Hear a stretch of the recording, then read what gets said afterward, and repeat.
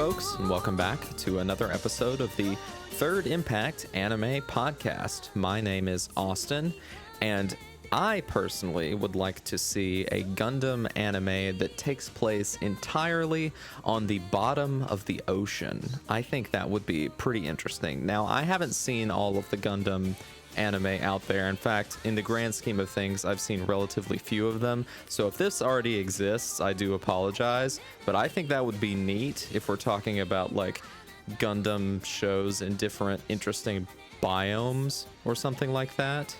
So I would like to see one that takes place on the bottom of the ocean, kind of like a BioShock situation, but it doesn't necessarily have to be dystopian or, you know, have strange mechanics where you devour small children to get power-ups. It doesn't necessarily have to have that. I mean, it could, but it doesn't have to.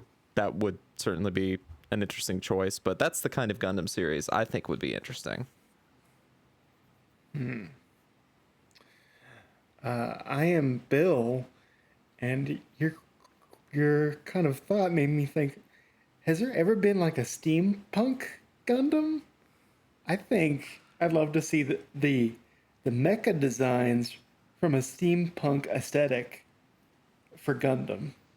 I think set in like the 1800s, I think that'd be really cool to see. There's that one short in Robot Carnival that has like, it's not steampunk, but it's like, what is it, like the Edo period where the giant robot is made out of like ancient Japanese technology or something? It's very like kids hang together by like wire and duct tape type of mechanics. And then there's like Steam Boy, but I don't think there's a robot in that. Does Metropolis count? Now I'm thinking of lots of things. It's funny you mention both steampunk and in the ocean, because Gundam actually has like dabbled in it, but not like directly.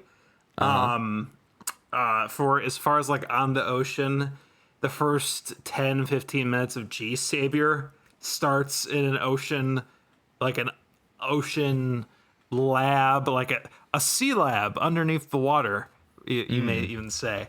And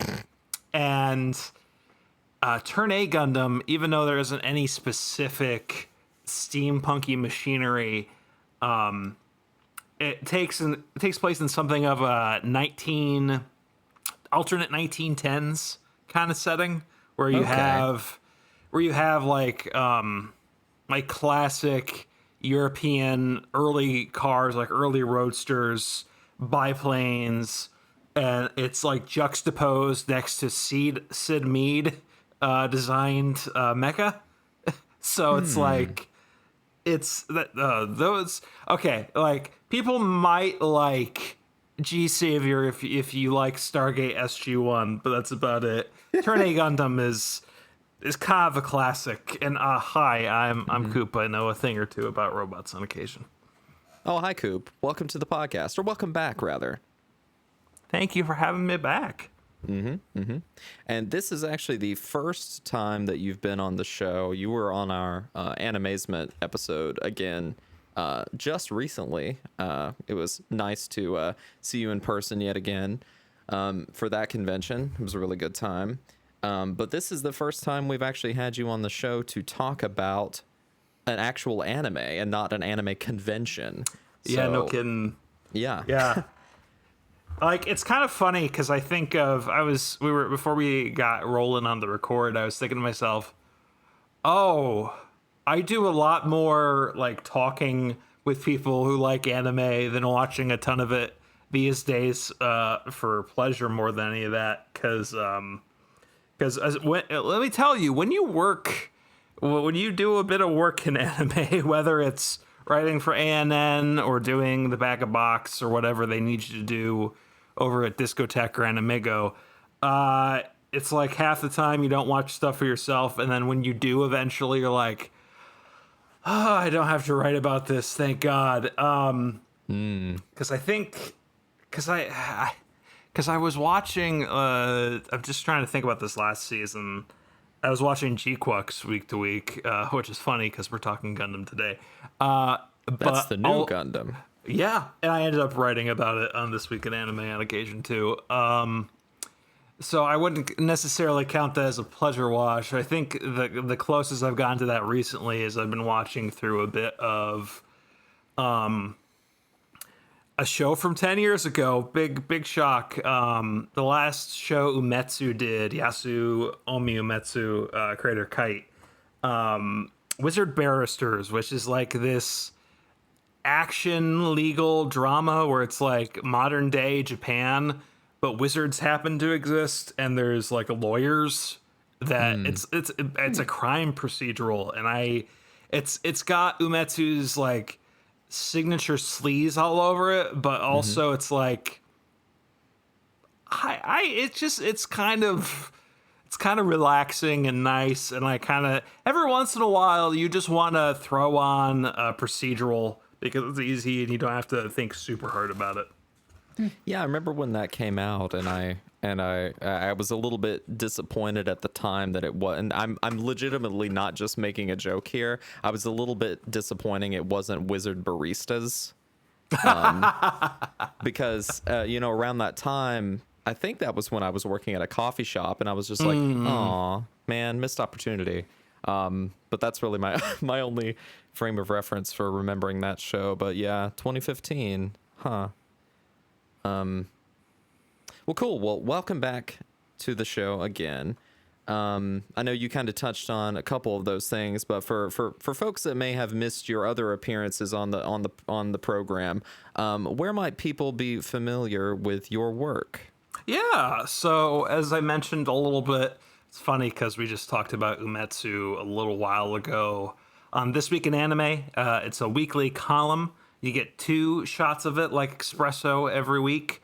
Hey. It's either me, it's me and Steve Jones, or me and Chris Ferris, or me and Lucas DeReuter talking about what's going on, whether it's the latest in Isekai, which, we all have to pay the Isekai tax on occasion, and or just like whatever topics that are popping up in the fandom at the moment that I think people need to talk about. Like, for instance, hey, there's this little show people seem to hate, and I understand why people hate it, but we wouldn't have dubbing as we know it today without it. So a lot of like relevant topics like that. And then I also every so often I do a big fat investigation for them over at ANN.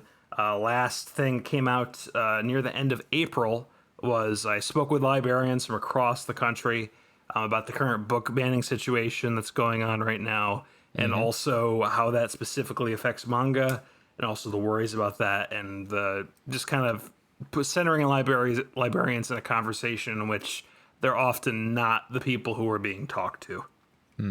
And as somebody that works in that profession myself, I greatly appreciate that piece. It was something that I think was really, really nice, and it was wonderfully researched, and it was nice to feel that the folks in the profession were being listened to and paid attention to, and their voices being shared in a large platform that was and made so directly connected to manga specifically, which is becoming such an increasingly large part of library collections in the modern day, because readers of all, I see it every day, readers of all ages and demographics really flock to manga. It's a huge thing, and spreading the awareness among the general anime fandom and readers broadly about what's going on is really important. So thanks for that awesome work you did. Happy to do it. For me, it's just something, and I hope this doesn't sound too self-righteous or anything like that, because at the end of the day, I am just some dude who talks about cartoons and comic books and gets paid to do it. A dude who remembers Macross. Sometimes. Who I'm very lucky and blessed to be able to do that as part of my living.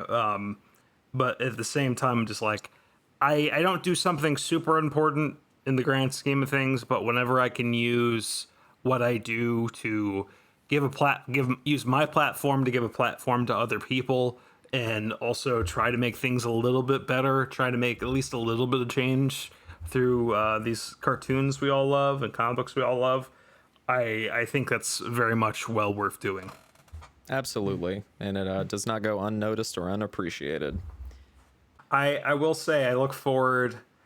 You've already listened to this by now, dear listener, but we had a wonderful conversation at Animazement. It's weird to say that was like almost 2 months ago. That's just like wild to me, but it was a great weekend. Had a lot of fun. As far as shows go, we'll see if I can go back again, but it was very nice and chill and nice to just hang out with people and just kind of, I was there working, but also at the same time being able to just kind of breathe and chill and just kind of walk around like any other attendee, and also worry about spending a little too much money on occasion. So, it was kind of nice after years of big busy conventions. Not that I know anything about anything, but Animazement just strikes me as the type of convention that for someone like yourself who would be there to work, it would be the type of convention where you would be able to balance work and having fun pretty easily. Oh, absolutely. Yeah, shout outs to the Animazement staff. Keep your eyes. I have a couple interviews already up on Anime News Network with the great Masao Maruyama and Hiroaki Hirata, who voices Sanji from One Piece. Those are some of my favorite interviews. There's some more coming that I'm also like incredibly proud of. That y'all should keep your eyes. They're probably up by the time this is live, but if Austin somehow just chugs a bunch of Red Bull and edits this right away, you'll be looking for him. Yeah, there are certain Red Bull flavors that I do enjoy that I haven't had in a while, but most of the time I save those for October because that's haunt season. But my haunted house that I used to work at closed, so I have no excuse to drink Red Bull anymore. That's a very specific thing to say. I get it because like, okay, when I was in college, I swore off energy drinks because I had a bad habit of like chugging too many of them to pull an all-nighter. I don't do that anymore, but some days I like to start my day off with an energy drink, and it's usually like a punch, like a Punchy Monster or a one of those. They have like a mango juice flavor that I quite like. Okay. And Ghost isn't bad, but it has like a powdery taste to it, like aftertaste. But if you're in the mood for some good grape soda, they have a Welch's grape flavor, which is pretty good, but you might want to have some water on the side with it because it's pretty tart. Yeah, Ghost is pretty talented. I thought they did a really great cover of "Bark at the Moon" at the final Black Sabbath farewell show last week. At the time of this recording, I'm sorry, that's a stupid setup for a joke, but well, Bill, I think you're still in here. So one of the last episodes we released was our kind of look at some of the spring anime that we were enjoying. And I don't think we're going to be putting out a follow-up episode to that. So if you would like to, just kind of give us your impressions of how, at least the shows that you've been watching this spring, how they've been going, what you've started and stopped, and what you've enjoyed for the spring. Spring season for me is always pretty busy. It's always spring and fall. They always seem to pack a lot of good shows in those seasons of the year. The highlights for me were Apothecary Diaries Season 2 continued to be excellent. Went down a much darker path or darker storyline that could get pretty heavy at times, but it was riveting. The delays hurt, but that's how things go. But I'm excited that they already announced another Apothecary Diaries series or season in the future, which I'm excited about. Mm-hmm. Well, you'll be happy to know we were talking about this off mic the other day, but I've gotten on the Apothecary Diaries bandwagon and hopped off for many months or taken a hiatus, but I finally hopped back on this past week, and I think I'm now on episode 9. And Ooh. man, that show is so good. It's so good. Yeah, just the character dynamics, and also just it has a kind of investigation, sort of case of the week quality, at least in the beginning, that is really engaging. Like if you grew up liking mysteries or Agatha Christie, uh, I would say Apothecary Diaries could be your jam, for sure. And next, I've been really enjoyed Anne Shirley, which is the modern remake of Anne of Green Gables. I have I thought it was a very charming show. I could understand why Anne of Green Gables is such popular with Japanese audiences, because it's reveling in youth and kind of just the freedom of a beautiful landscape. So I could understand why it's so popular. I've also Yeah. been Tori and I have watched a little bit of that, and it's been interesting to check that out because somehow through my entire life I have avoided interacting with the Anne of Green Gables story completely. Like, I don't know how this happened. I don't know how I just never read those books as a kid, never watched any adaptation of it ever. It just like completely fell through my life. I was never exposed to it ever. But Tori has a history with it and enjoyed those books or one of the adaptations in the past. And we've caught a few episodes of it, and I just find it very, very charming. Yeah. Like Anne as a character is very, she's full of energy, and it can be very infectious with just her imagination and her just kind of, let's go. I'm gonna go out into the world all excited. It gives me hope that maybe maybe with this new version coming out, maybe we could see a stateside release of that old classic Takahata series at some point. But who knows? Who knows? I would love that, but you know how Japanese companies can be of like, we put out the new thing, so you watch the new thing, the old thing goes away. Now, What who's to old say? thing? I like, hey, G Kids put out Future Boy Conan, so who knows? Honestly, True. it True. just depends. That that's true. True. So And they made a brand new dub for it. That's what blew my mind. Wow. I've dubs are expensive. Yeah. And That that show- series is not short. it's like I think No. it's 26 episodes. Is it? I thought it was a little bit longer, but still, I- like, So I was under the impression it was like 50 or something, but I'm probably very wrong on that. no, I thought it was as well, but I'm not sure. 26. Okay. So not Okay, 50. well, 26. But still. Still, That's still long. that's still a commitment. It's not like it's just a movie and then we're done. That's a lot of hours to record a dub. So, and then my other favorites I'd say is Yaiba. We've talked about that in my last podcast I was on, so I'll keep it short. But it's a great kind of throwback to shows like Ranma One Half or early Dragon Ball. If you miss those type of shows, Yaiba is where you should go be watching, because it fits that sort of show to a T. And probably my favorite show that I did not that it was initially I wasn't watching, but then our friend Basil from the Awesome Cast told me about it. Was Apocalypse Hotel, which, guys, if you haven't been watching Apocalypse Hotel, go back and watch it, because it's so charming, about this robot who survives basically the end of Earth, and it's her running this hotel with her other robots, and as they begin to intake alien clientele into the hotel, and hijinks ensue. That show is very funny at times.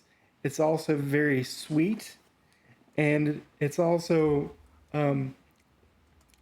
it has a range of emotions with some surprisingly really good animation that I was not expecting. Like there were some action sequences in Apocalypse Hotel. I'm like, wow, I did not expect that out of the show.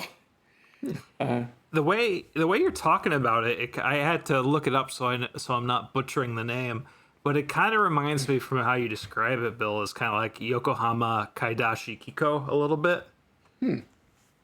I'm sorry, I've never heard of that show. It's Yes, you have. It's the android in the coffee shop manga that you read in one sitting when you came over to my house. Right, I'm sorry, I was blanking. Yes, the manga did come out. I just haven't seen the anime. If there is, when I gave you that specific memory, I'm sure it clicked immediately. Right. Nah. I'm personally, I'm more familiar with the manga than the anime. But the idea of an android just still around doing normal life as just living life normally, regardless of what has happened, just sounds very appealing to me. I think I would take that over because I'm a person who actually did not care for Nier Automata all that much. So I think this would be more up my alley as far as Android stories go. So are you saying if 2B and 9S just opened like a I don't know, a bakery, then Nier Automata would have been for you? Maybe. Well, also like, the big guy they fight at the beginning that they fight again later, he could have been a good loyal customer. I bet that guy who likes coffee, I bet all those machines just want a nice cup of coffee and just like to hang out, Yeah. True. They want to become as espresso. Yeah. Yeah, exactly. I mean, that whole thing with some of them is that like they want to kind of like pantomime what human beings do anyway, so at least they could like that's right. Pretend to enjoy espresso, be like, yes, delicious. That Pascal had the right idea. There you go. But just Apocalypse Hotel, fantastic show. It's only, I think, 12 episodes, so it's not that much of a commitment. But yeah, Dope. that was probably the highlight of the spring season for me, out of all the shows I was watching. And I thought the summer season was gonna be pretty quiet because summer is usually like only one or two shows of interest for me, but there's a lot, surprisingly. There's the bowling show, Turkey, that I don't want to spoil anything, but I've heard about that. Yeah. But it made a left turn that no one expected. So What? Speaking of left turns, do you know who's directing it? not off the top of my head, no.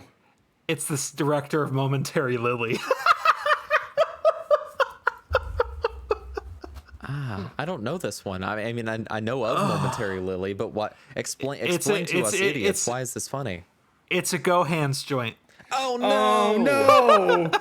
No, I don't know if Turkey is a Gohan's joint, but the director is from a Gohan's joint. No. So, that's the twist in that make me go, okay, I'm curious to see what's going on here, because it could be like really interesting or just like a fascinating trash fire. Because Momentary Lily is Brainian in its construction, and it's painful to watch, but just watch the first episode and you'll get what I mean when I say that. Now that you just told us this information, my hopes have been dashed, because I'm like, ugh. I was really, it's like, oh great, a bowling sports show. I've never seen that done in an anime before, off the top of my head. So yay, it's gonna be fun. And then they did this left turn. I'm like, okay, we'll see about that. But now you're telling me this, it means I'm probably gonna drop it like after 3 episodes or something like that. Inexplicable chains coming out of the wall and No. overly shiny hair and eyeballs. No. Yikes. Anime of the year.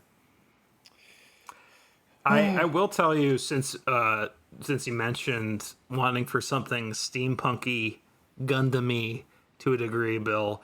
Hey, Leviathan is really good.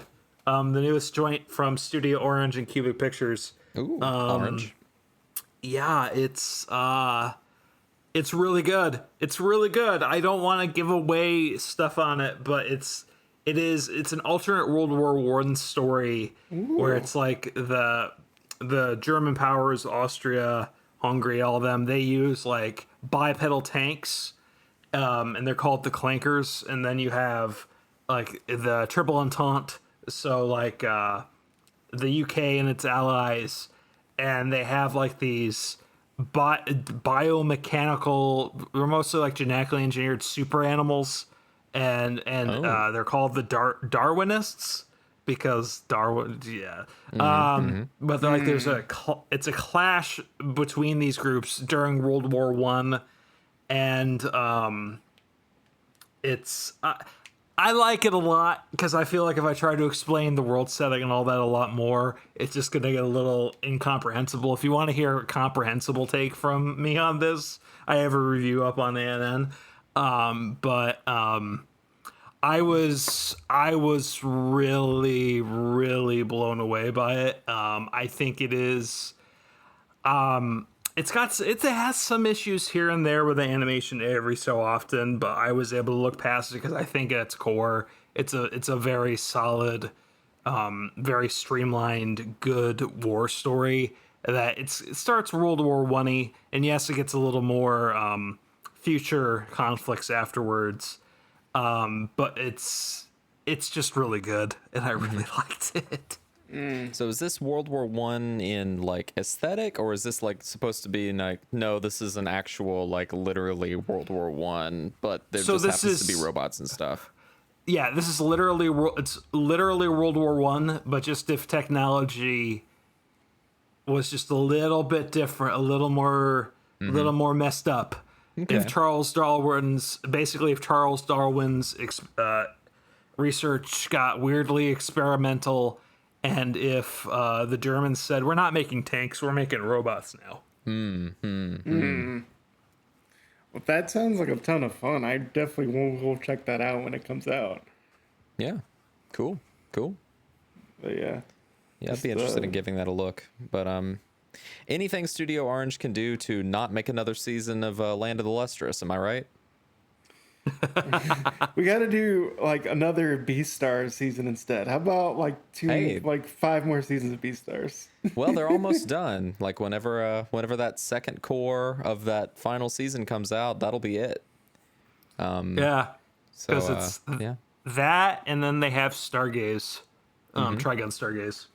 Yes. I still need to get on that new Trigun reboot bandwagon because I've seen a little bit of the classic Trigun, but none of the new stuff. But it looks good.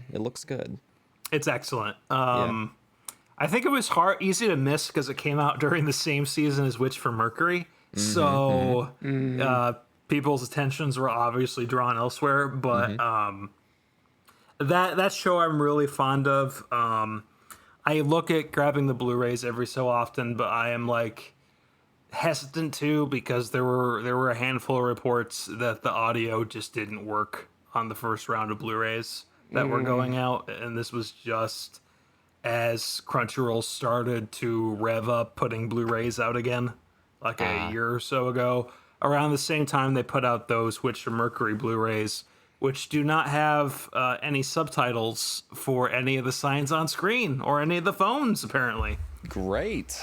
That's awesome. I love that. It's not wonderful. It's really embarrassing when your streaming subs have that and not on the disc. Man. I do imagine that both of those series got European releases, I would think. I don't know. Because everything has been like Mum on Gundam because all that's out of print, unless it's the European stuff. Yeah, okay. All right. The European stuff is still around, but I haven't heard anything about a European release of Witch from Mercury. So okay. or Trigun, but I wouldn't be surprised if there is a anime limited Trigun or something like that. I just Right. haven't kept close attention of it. Sure, sure. And it's something that, like, unless you, actively buy, Region 2 stuff, it's not something you would ever pay attention to, generally speaking. And I don't either. I just kind of dabble in that stuff because, back in, a few years ago when I was more regularly buying Blu-rays, I got to the point where I thought I had reached the end of having to need to think about buying UK Blu-rays because pretty much everything I ever wanted had a US equivalent that was pretty great. But that's a number of years ago now, and things have changed pretty significantly. So I might need to start thinking about it again. But Yeah, we'll see. it's been on my mind because I do have the Anime Limited Samurai Flamenco set because that's a great show, but you can't find that anywhere, and it's an Aniplex jail. So I need to futz with my PlayStation 3 to make it possible for me to watch it at some point. I just haven't bothered with it. So eventually what's probably going to happen is I'm probably going to get a Region 3 free player at some point, but I just haven't felt the need to futz with that just yet. And honestly, whenever Anime Unlimited is doing like their holiday sales, I think it'd be a no-brainer to just load up if you have the means to do it. That is, to just load up on as much as what you're looking for, especially all the Gundam stuff. And hey, if the Macross stuff is cheaper, because some of those discs, some of Anime Unlimited stuff is region A and B, like their Macross Plus stuff, I believe, is A and B. Because when I got my big dumb set in for review, it had a region B sticker on it, but it's region AB. And So it you're says good. it says big dumb set on it, right? Like right on the bottom. Yeah, yeah, the big dumb Macross set. Big dumb Macross set for dummies. Yep. The other, sorry, I think the other thing that kind of makes it like I don't need to get this Blu-rays because there's the never-ending backlog. That we can never defeat it. Like side tangent.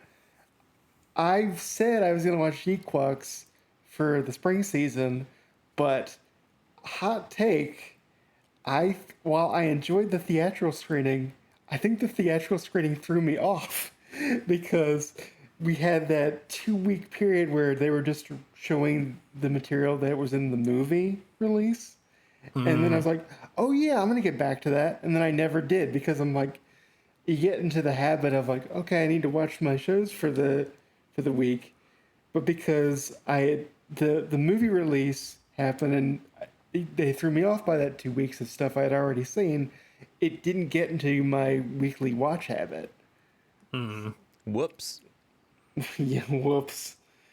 And while I really enjoyed the theatrical screening experience, I thought it was really fun, especially all the UC fanboying things at the beginning. I kind of wish they had just maybe done something as a specialty at the end of the airing of the TV show, or just aired it, released it at the same time. I don't know. But because of that theatrical release, it just threw off my rhythm. And I don't think it necessarily helps either that it's also on Amazon Prime, which a lot of people don't watch their anime on occasion. Well, okay, let me rephrase that because it seems like there was like a variety thing or some kind of study I saw not too long ago. A lot of people are watching. It was either Variety or Hollywood Reporter said something about most people are not watching it on Crunchyroll. So take that with a grain of salt. I'll be more likely to trust that information once Miles and the White Box crew looks over it. I think I saw something similar where they basically it was a Variety report that basically said that Gen Z / millennials majority of what they watch on Netflix is anime. Yeah. That's what I remember saying. So it's that thing of how people like, we don't want monopolies, but then we like, if it's not on Crunchyroll or if it's not on Netflix, people forget about it. Yeah. Because I also think too, another thing to consider is if they can already bum Netflix off their folks or off a friend, it's going to be way easier to do that than bum Crunchyroll off a friend, for instance. So that's another thing to consider, because who wants to spend money on another subscription service if they don't have to, you know? Because I also think for me, why I personally like physical media, and why I try to go after it when I can, is because, to be honest, I forget things exist if they're just in a streaming queue half the time, or I forget I watched it, or I forget I prefer to have, because I think I was talking about, I forget who I was talking with this about, but they told me, oh, it makes sense because you have some actual buy-in on checking this out. You have some skin in the game. And also, I like at some point where I can prune my collection and be all like, this is cool, but it actually doesn't mean anything to me. Just go. Somebody else can enjoy it more than I will be. And I don't mean this in like a you know, like an investment, like making money sense, but like when you buy like a Blu-ray set or a video game or whatever, it's like it's an investment that you make to, you know, I will enjoy this thing. At least in theory, unless you're just kind of willy-nilly just buying like way too much things that you're never ever going to get to.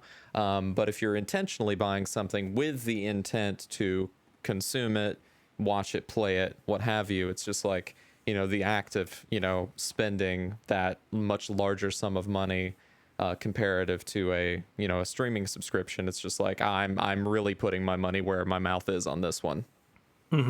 And if it's something you really want to watch eventually, even though you haven't finished it, like I have Lady Oscar, Rose of Versailles sitting on my screen under my TV, and at the end of Dear Brother and a bunch of other stuff that I really do want to get around to, have been sitting under in some degree of, I want to watch this under my TV for a while now. Like, I'll get to it, but it's, how can I put it? It's more like, oh, the guilt will make me watch it eventually, opposed to just that's also part why I do have trouble keeping up with what's going on, unless it's like word of mouth from people about a certain show or all that. Because I don't know. I call me, and somebody joked with me once, that a good friend of mine joked, it's like, you don't watch stuff unless it's 10 years old, and at least, and I'm like, you're not wrong. Or unless a friend and another friend say you should watch it, then you'll watch it. This is true. This is true. Because it's like, the first friend said you should watch it, but then you ignored it. And then, but once the second friend said you should watch it, then you watch it. Speaking of exactly that, thank you for teeing up that for me, Bill. We are going to take a quick break, but when we come back, we're going to be talking about an anime that Bill suggested we do an episode about, and I said, yeah, let's do it, and let's invite Coop on, and we all decided, yeah, we haven't watched this thing, so now's a great opportunity to watch it. So we'll be right back in just a moment.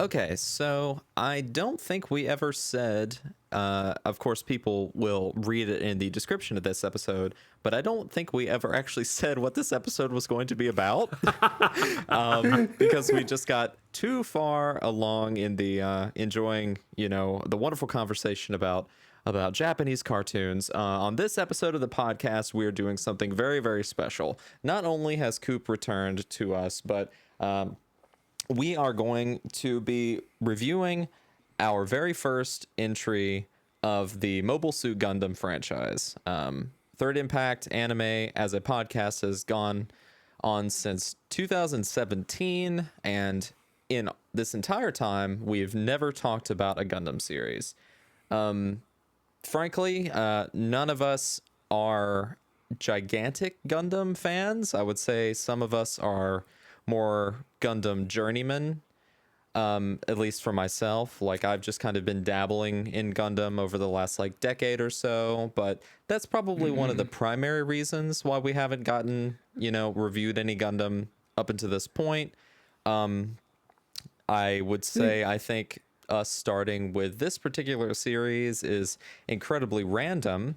But, we can start wherever we want because it's our show and, whatever. But I think it was largely Bill's idea to want to start with Mobile Suit Gundam 8th MS Team. So Bill, did you want to speak a little bit about why you wanted to start with this series? So, speaking of having stuff in your backlog on your shelf and then going and engaging with it, I had the first 2 volumes of Gundam The Origin, the manga, on my shelf for the longest time. And I decided I'm going to finally read this. And I read it and I said, this is fantastic. I love this. And then I went out and got some more volumes of Gundam The Origin. And in between that time, I got into like a Gundam phase. I'm like, okay. So I started watching the Gundam compilation movie trilogy. And then I found 8th MS Team on one of the streaming services.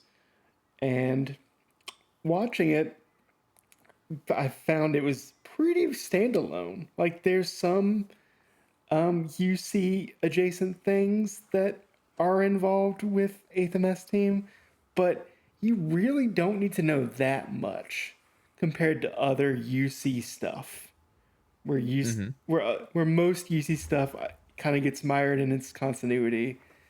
8th MS Team is pretty tangential connection with UC, in my opinion. But your personal history with Gundam goes back a little bit further. So do you want to talk about how you got introduced to the franchise overall? Sure. Through G Gundam, my favorite Gundam, because I grew up watching it on Toonami. Same. Yes. Let's go. I have big nostalgia for that show. That dub, even though it's probably really cheesy by today's standards. Domo Kachi screaming his heart out to get the victory, to save Rain from the Dark Gundam. Oh, it's so good. Have you seen this man? Yes. So Mark, apologies to him if I say his name wrong. Mark Gaitha, I believe he is a pediatric surgeon these days, like in the Vancouver area. Yeah, so he has gone a pretty long, far way, Dr. Gaitha, excuse me, since doing burning fingers to people. He's treating your burning finger now. Hey. Amazing. That's awesome. The shining finger of healing.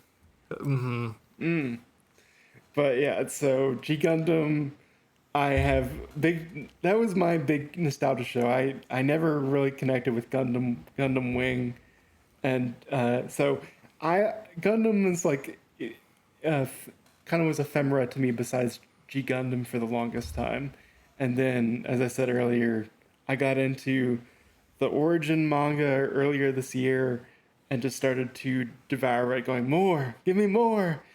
And just thinking, this is, in my opinion, the best introduction to UC Gundam, because I have some issues with compilation movies, and you can read faster than you can watch.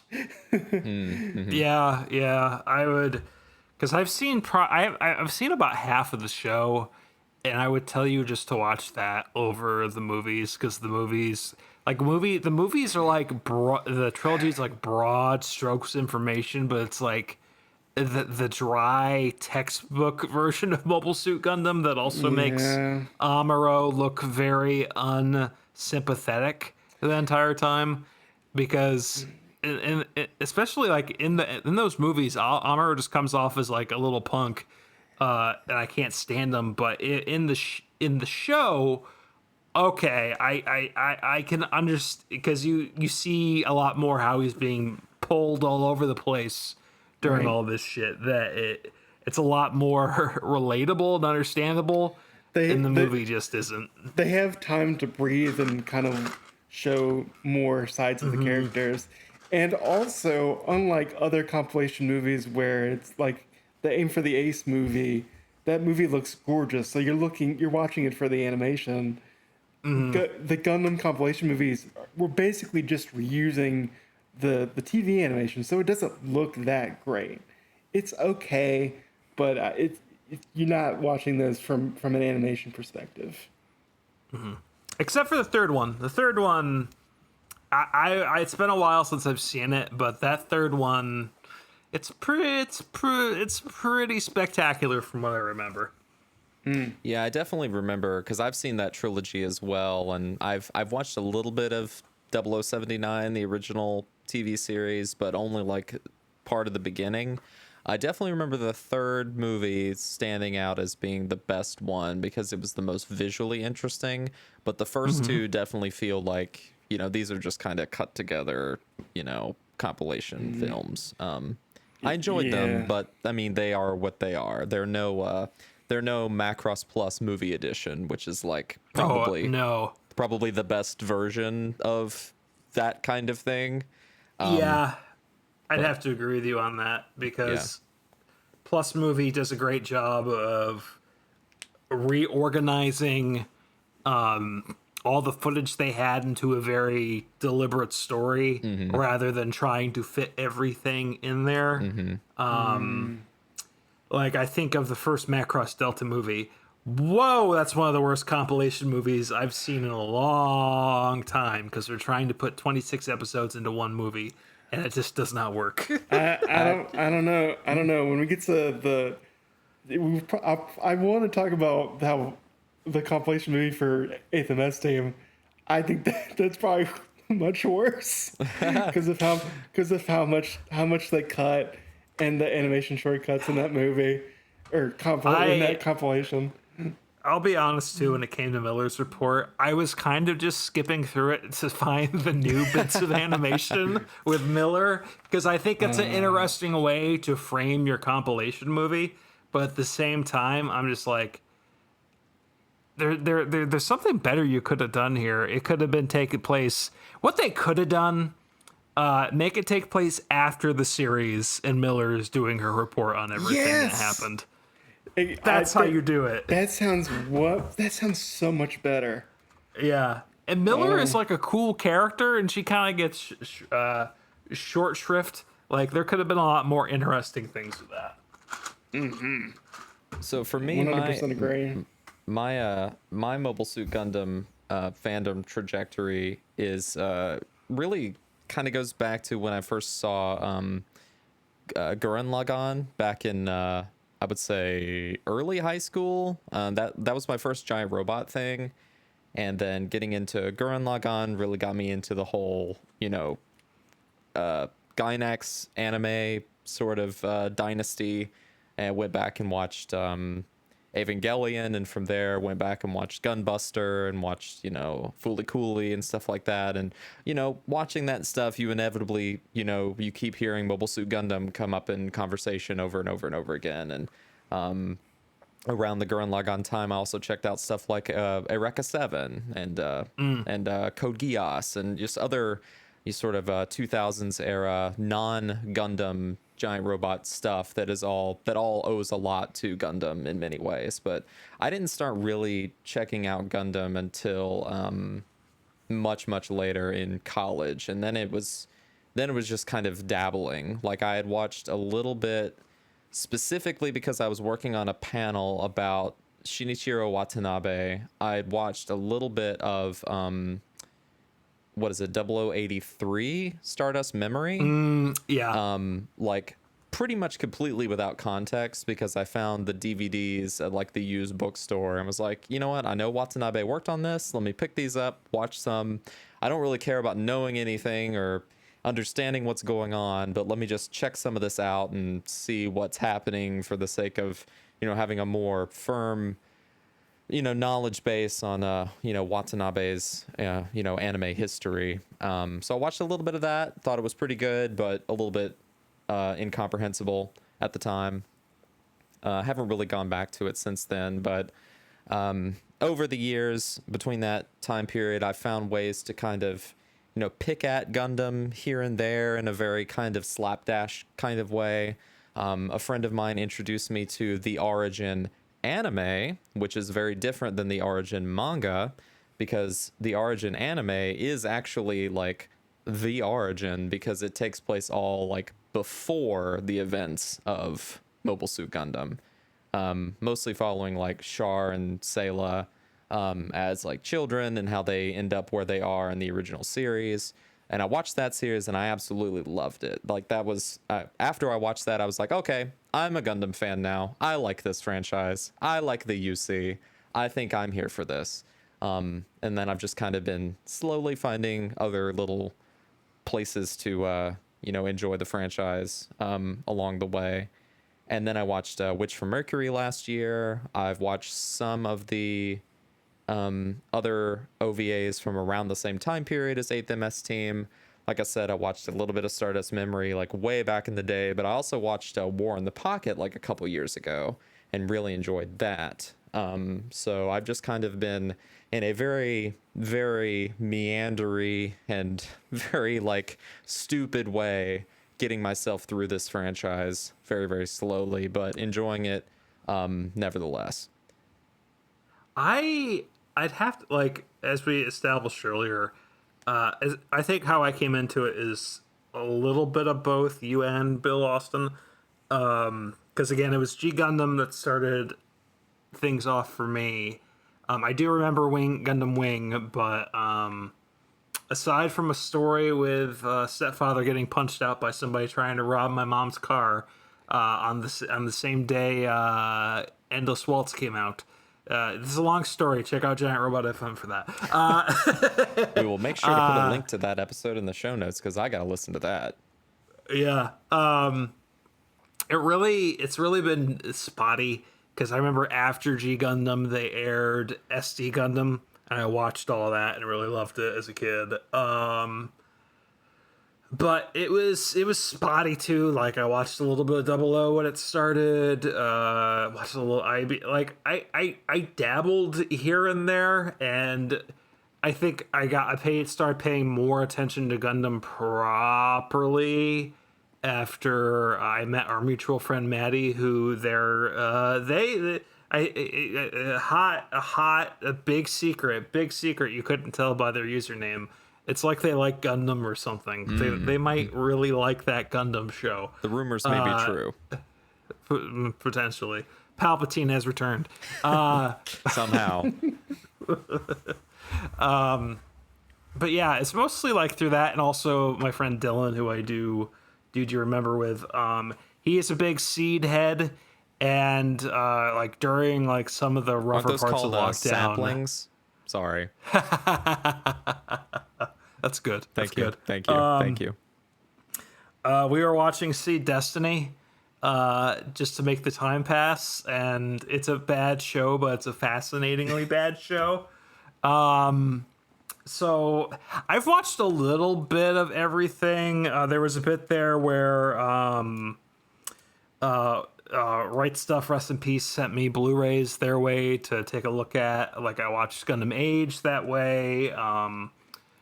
Build Divers Re-Rise, revisit a little bit of Seed that way. Really liked Build Fighters when it was coming out. So I spec'd into Macross in college, but I do dabble in Gundam on occasion, and I think Gundam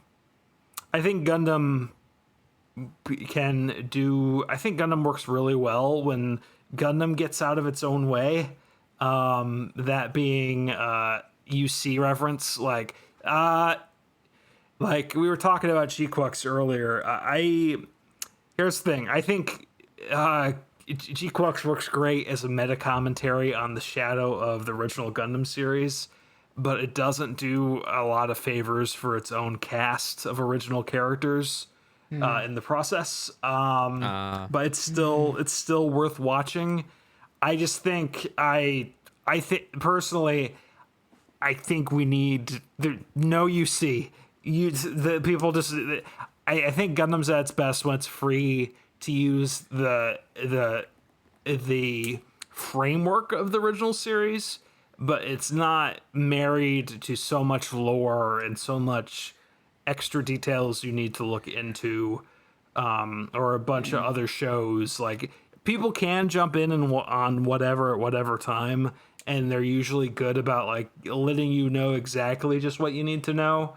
But I feel like Witch from Mercury really popped off with people because they didn't need to know a bunch of extra Yeah, because stuff.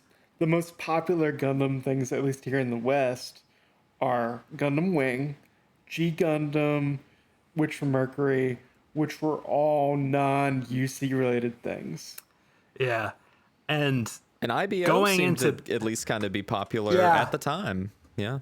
And I will say this, going into 8th MS Team, I honestly don't think it needed to be a UC thing. I think, if anything, I think having a UC attachment hurts the story on the basis of the first half of the series, like especially in the like the title card where we see that helmet full of bullets and like the beer can full of cigarettes. They're going for specifically, and also where it's like located in the story, where in Southeast Asia, where these Fedi forces are fighting against the Zeons, like guerrilla warfare style. It feels very Vietnam War, Right. and when you bring Very in the much so. Zeon stuff, there is a weird like mismatch between this is very specifically World War II facing, but it's not completely locked to it. But when you see the specific Vietnam War imagery it's trying to evoke next to original Gundam, there's kind of a mismatch that doesn't work for me, especially too when those mobile suits on occasion, I think they're a little too like they're like the animation in the show is gorgeous, but there's a little too many greeblies on the mobile suits to keep it visually cohesive with what's come before it, and I think that creates a lot of issues for me, at least. And maybe it's a bit of nitpicking, but that was something that really got me from the start. Well, I think that's a good place to go ahead and just get started into our discussion of 8th MS Team. So I do want to go back kind of to the beginning and talk about a couple production notes related to this series and sort of situate it in time and talk about a couple of the major people involved in making this OVA happen. Mobile Suit Gundam 8th MS Team is one of a handful of OVAs released in the 1990s and the late 80s that tell side stories that run parallel to the narrative of the original Mobile Suit Gundam from 1979. It takes place in the Universal Century, which we've discussed already, which is the main Mobile Suit Gundam timeline, which features the ongoing conflict between the Federation and the Zeon, and Amuro is there, Char is there, all those folks that you've heard about. But this particular series is like pretty far from removed from the events that you see unfold in like the main like TV Gundam. It's more in we're more in the trenches with 8th MS Team. Like the closest kind of in the trenches is the Gundam Thunderbolts manga, which is also like we're in the trenches of the UC of not UC the Federation and the Zeon pilots in the day-to-day battles. Right. Whereas with original Gundam, they're kind of further away of the white base is kind of not in the front line of the action. And like the main characters that you see in like 0079 and those folks, like you don't really see the Zabi family very much. You don't see the white base people. Like I think Giran is mentioned like twice, and he's never appears on screen. And Garma's death is mentioned. Yes, in one of the backgrounds. But it's all I forget what episode, but Garen's speech after Garma dies, I think, is in there. Like it's on a TV playing. I think it's at the end of the first episode, actually. But all that stuff is kind of like Leo pointing at the TV, kind of like references that if you know that stuff, you know it, but if you don't, it doesn't matter that you don't know what they're talking about, because it's so kind of irrelevant to what's going on. But I guess the only thing that would make it kind of confusing not knowing that is like you don't really know the context for the 1 year war. Like you don't really know why the Zeon and the Federation are fighting, which kind of might go back to what maybe you were kind of alluding to that as well, Coop, about how like because the conflict is centered in this thing that is not contextualized within this show because it's tied to the Mobile Suit Gundam lore, it feels like if you don't know that, it's like, eh. Well, I think a good way, like maybe to even help with that, if they wanted to stick just UC as they did, do an updated version of the intro crawl at the beginning of every MSG episode. It's a good idea. Where it's new animation, but it's that new intro crawl, so you know what's going on. It's establishing, hey, this is UC and we haven't done UC in a bit, and so you know what you need to know going in, and you don't have to worry about those additional details. I'll get into a little more of my feelings of how it should be standalone, but I'll let you continue. Sure, absolutely. So the first half of the series was directed by Takayuki Kanda, who is a longtime director at Studio Sunrise. Before this series, he directed other giant robot projects like Galactic Drifter Vifam, Metal Armor Dragonar, and notable non-giant robot anime like the 1991 Moomin series, though if Moomin can have a knife, he should certainly be allowed to have a Gundam. This would be his final work before his untimely death in 1996, which of course caused a pretty significant production delay by almost a year because he passed away about halfway through the production of this OVA. Right, because I think he dies in 96, and the OVA series didn't wrap up until 1998. Right. So there was significant delays after his death. Yeah.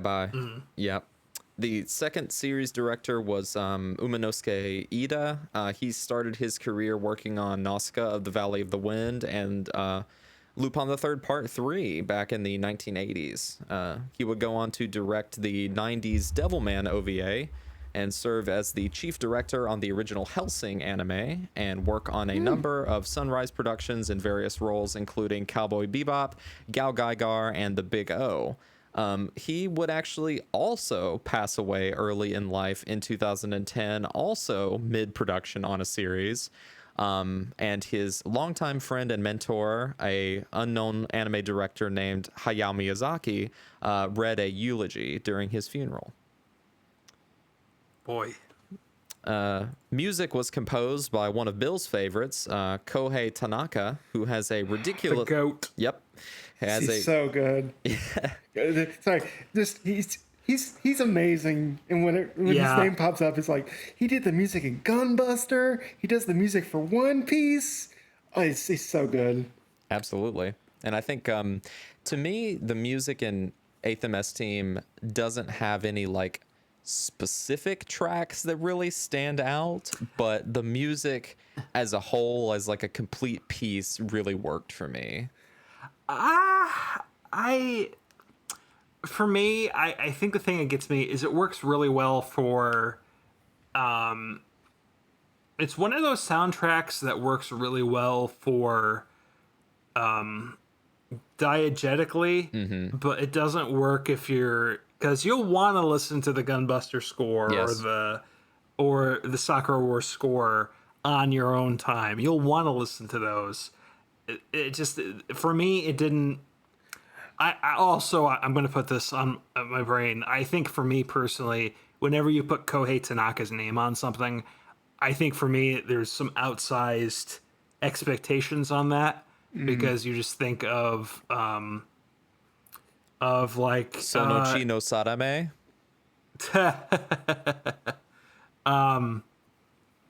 you think specifically of like the music in the welcome back moment from Gunbuster, or the very opening theme of it, or some of the interstitial moments in.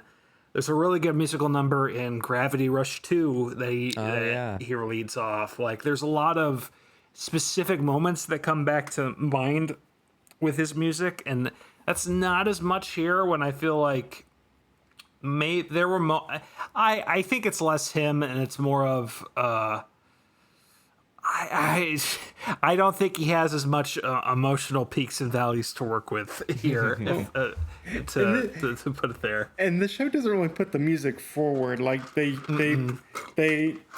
music is more for atmosphere and like trying to build the tension about what's the events going on. Like whenever they have like the choir, I don't know, it's not choir, but the when they have like the it's like, oh, we're in a heavy fight, or something really big is going on. But there's some fun interstitial, like the eye catch little song that plays. I do like that. That's a nice eye catch. I like that a lot. Or the little tune that plays at the beginning of the episode title card, like a trumpet, something I'd hear out of Valkyria Chronicles. I think stuck with me. But like you said, like the music is kind of more atmosphere and kind of in the background compared to his other work, where it stands more out to people. And then of particular note to me, and one of the main reasons that I kind of wanted to check out this series and was excited about it, is that the character designer was Toshihiro Kawamoto, who is primarily known for being the character designer for Cowboy Bebop. He'd actually been working as a designer and did animation at Sunrise and on Gundam projects for a number of years at this point. But he'd go on to also work on projects like Wolf's Rain, Sword of the Stranger, Full Metal Alchemist, Noragami, Space Dandy, and recently Metallic Rouge. And he's the character designs that he's done. He's done a lot of character designs, but I think like to me, like of many of his works, like there's few of them that really evoke that like very specific 90s bebop feel, and this is definitely one of them. I didn't have this on the list, but like Golden Boy is also another one that's just like, yes, this is like, these are just the bebop designs, like these very, very, very similar stuff where not all of his work is quite so samey. He's not like one of those designers where like you can easily clock his character designs every single time, because his art has changed over the years a bit. But like being able to watch another anime that has those designs from a show like Bebop that I really, really like and love that design work, made me really excited to check this out. The chief animation director is Koji Sugiura, who is primarily a key animator on other giant robot and mecha stuff like Evangelion, Eureka 7, numerous Gundam projects, Macross Frontier, and Gunbuster, but also on pretty much every season of My Hero Academia, including the movies, and he adapted the character designs for the anime of one of Bill's favorite one of Bill's favorites, Hajime no Ippo. Nice. Oh yeah, the animation for first series of Hajime no Ippo is so fun. With the fight sequences. And talk about like a really killer soundtrack too, because that's Imahori, who did the Trigun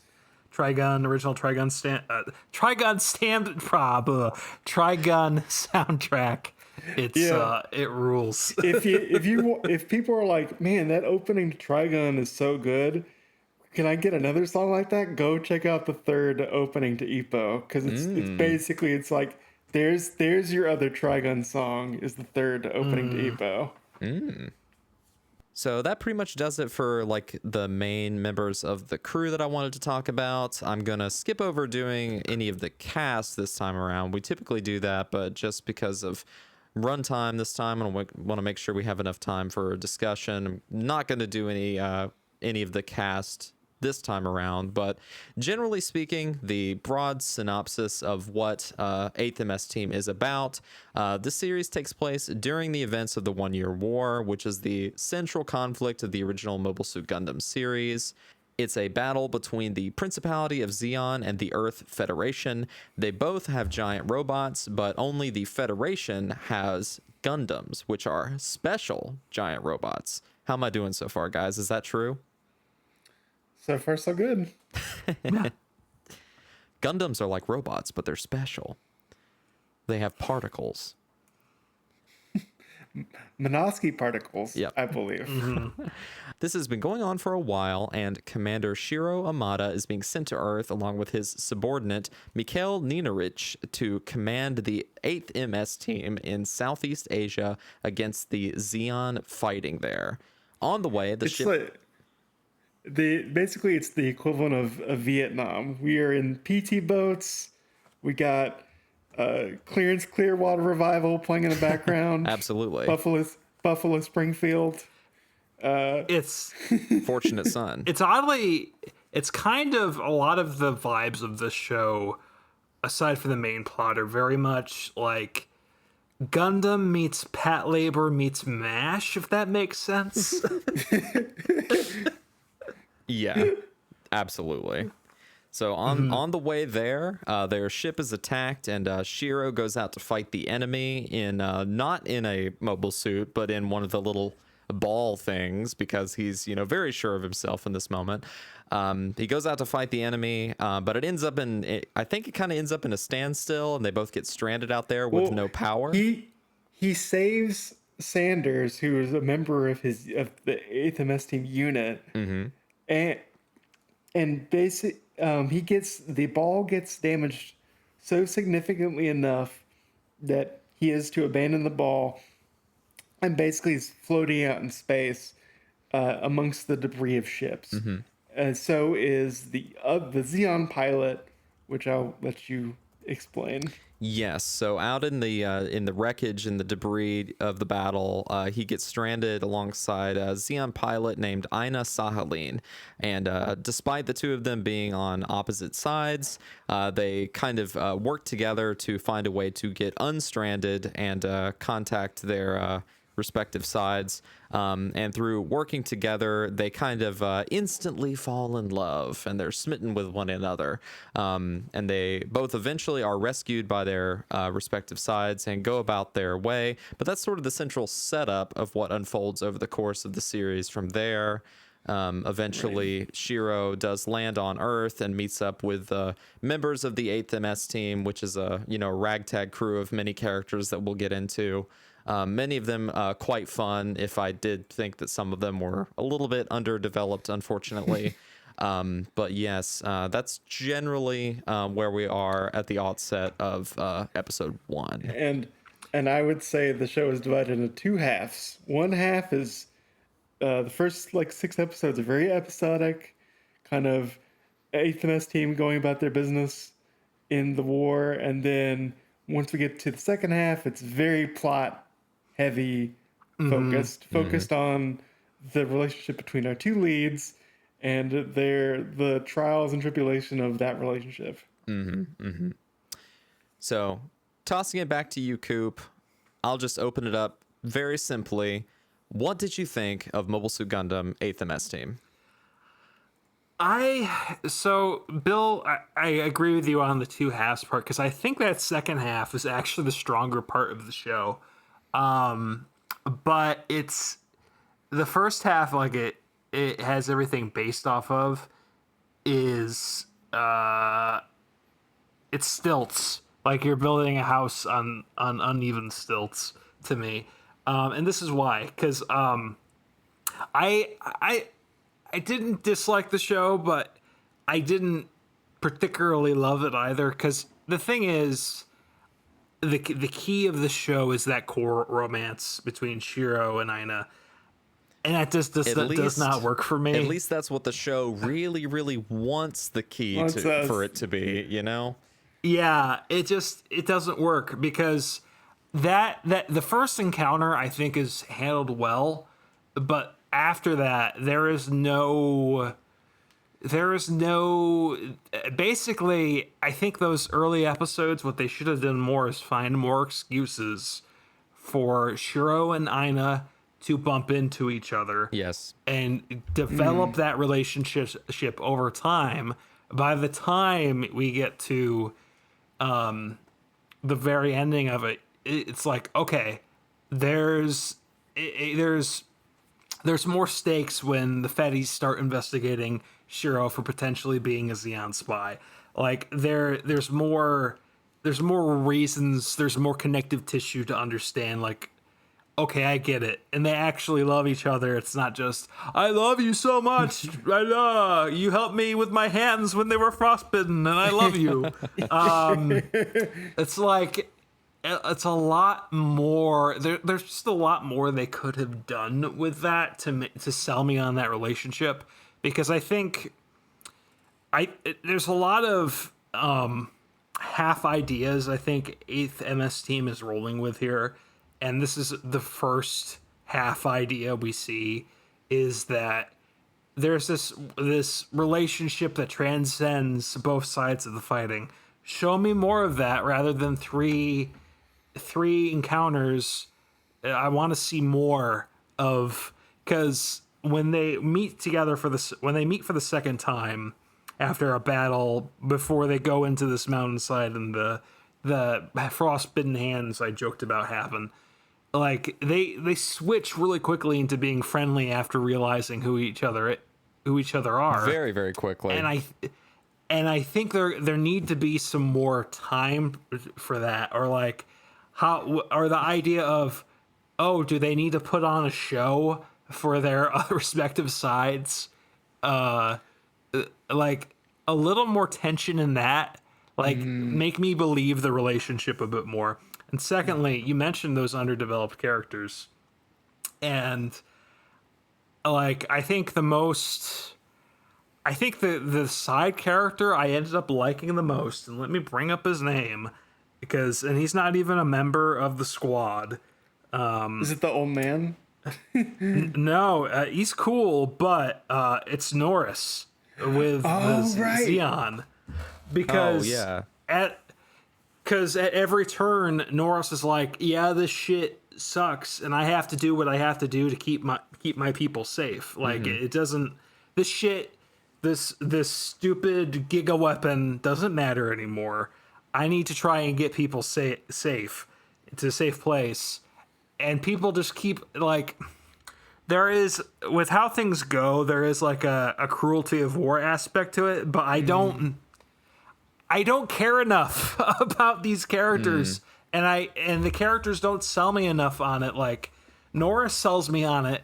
Like, I ended up, even though he's designed to look like a psychopath, he isn't. He's just a professional soldier who's going like, yeah, I have to, like, yes, he's a space fascist, but at the same time, he's also like judging the situation instead of acting like Ina's brother, who are like, I gotta make the superpower weapon. He's not like comically evil, which in comparison to Ina's brother, Genius, I guess. I don't know how they. I watched the dub. I don't know how they pronounced it in Japanese. They said genius in the sub as well. Yeah, so because he's really smart, right?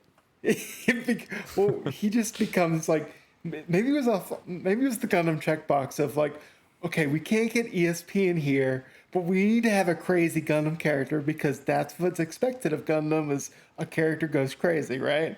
So maybe they said that's what your role is, to be the crazy Gundam character, even though they barely give him any screen time for me to care about him or for us to show why he goes crazy. there's only like bits and pieces that they show like his disdain for the rival Xeon commander.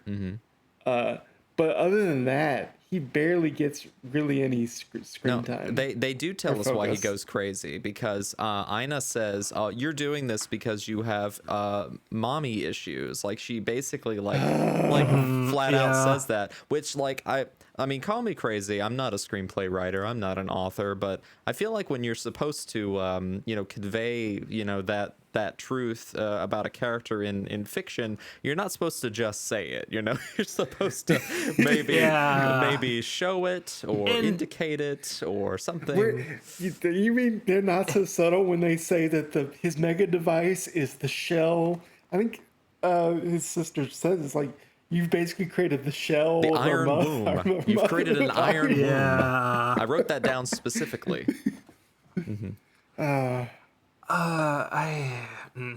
Well, they also played up where, he has an illness with not much time to live. But they don't tell us anything about the illness.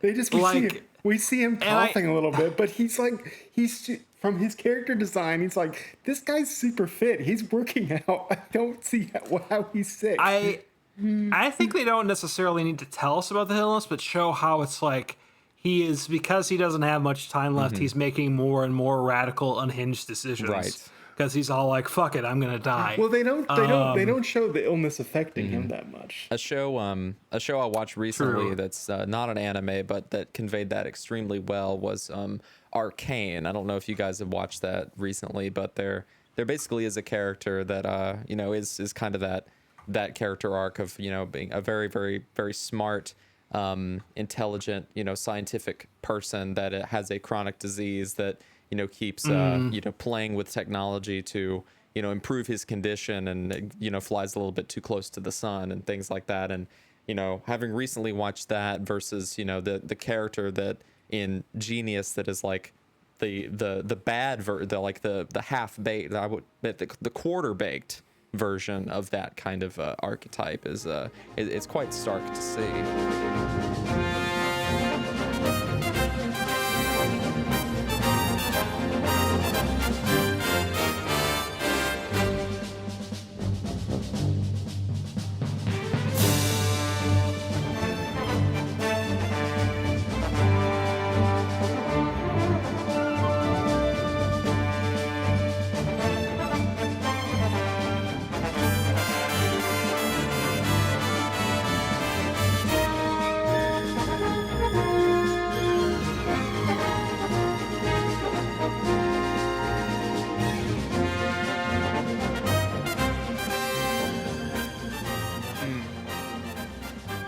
Well, I would say, to go back to your first question, Austin, I'm kind of the opposite of Coop, where I enjoyed the first half more than I enjoyed the second half, because I think the second half has a lot of problems for me that just made it not as enjoyable.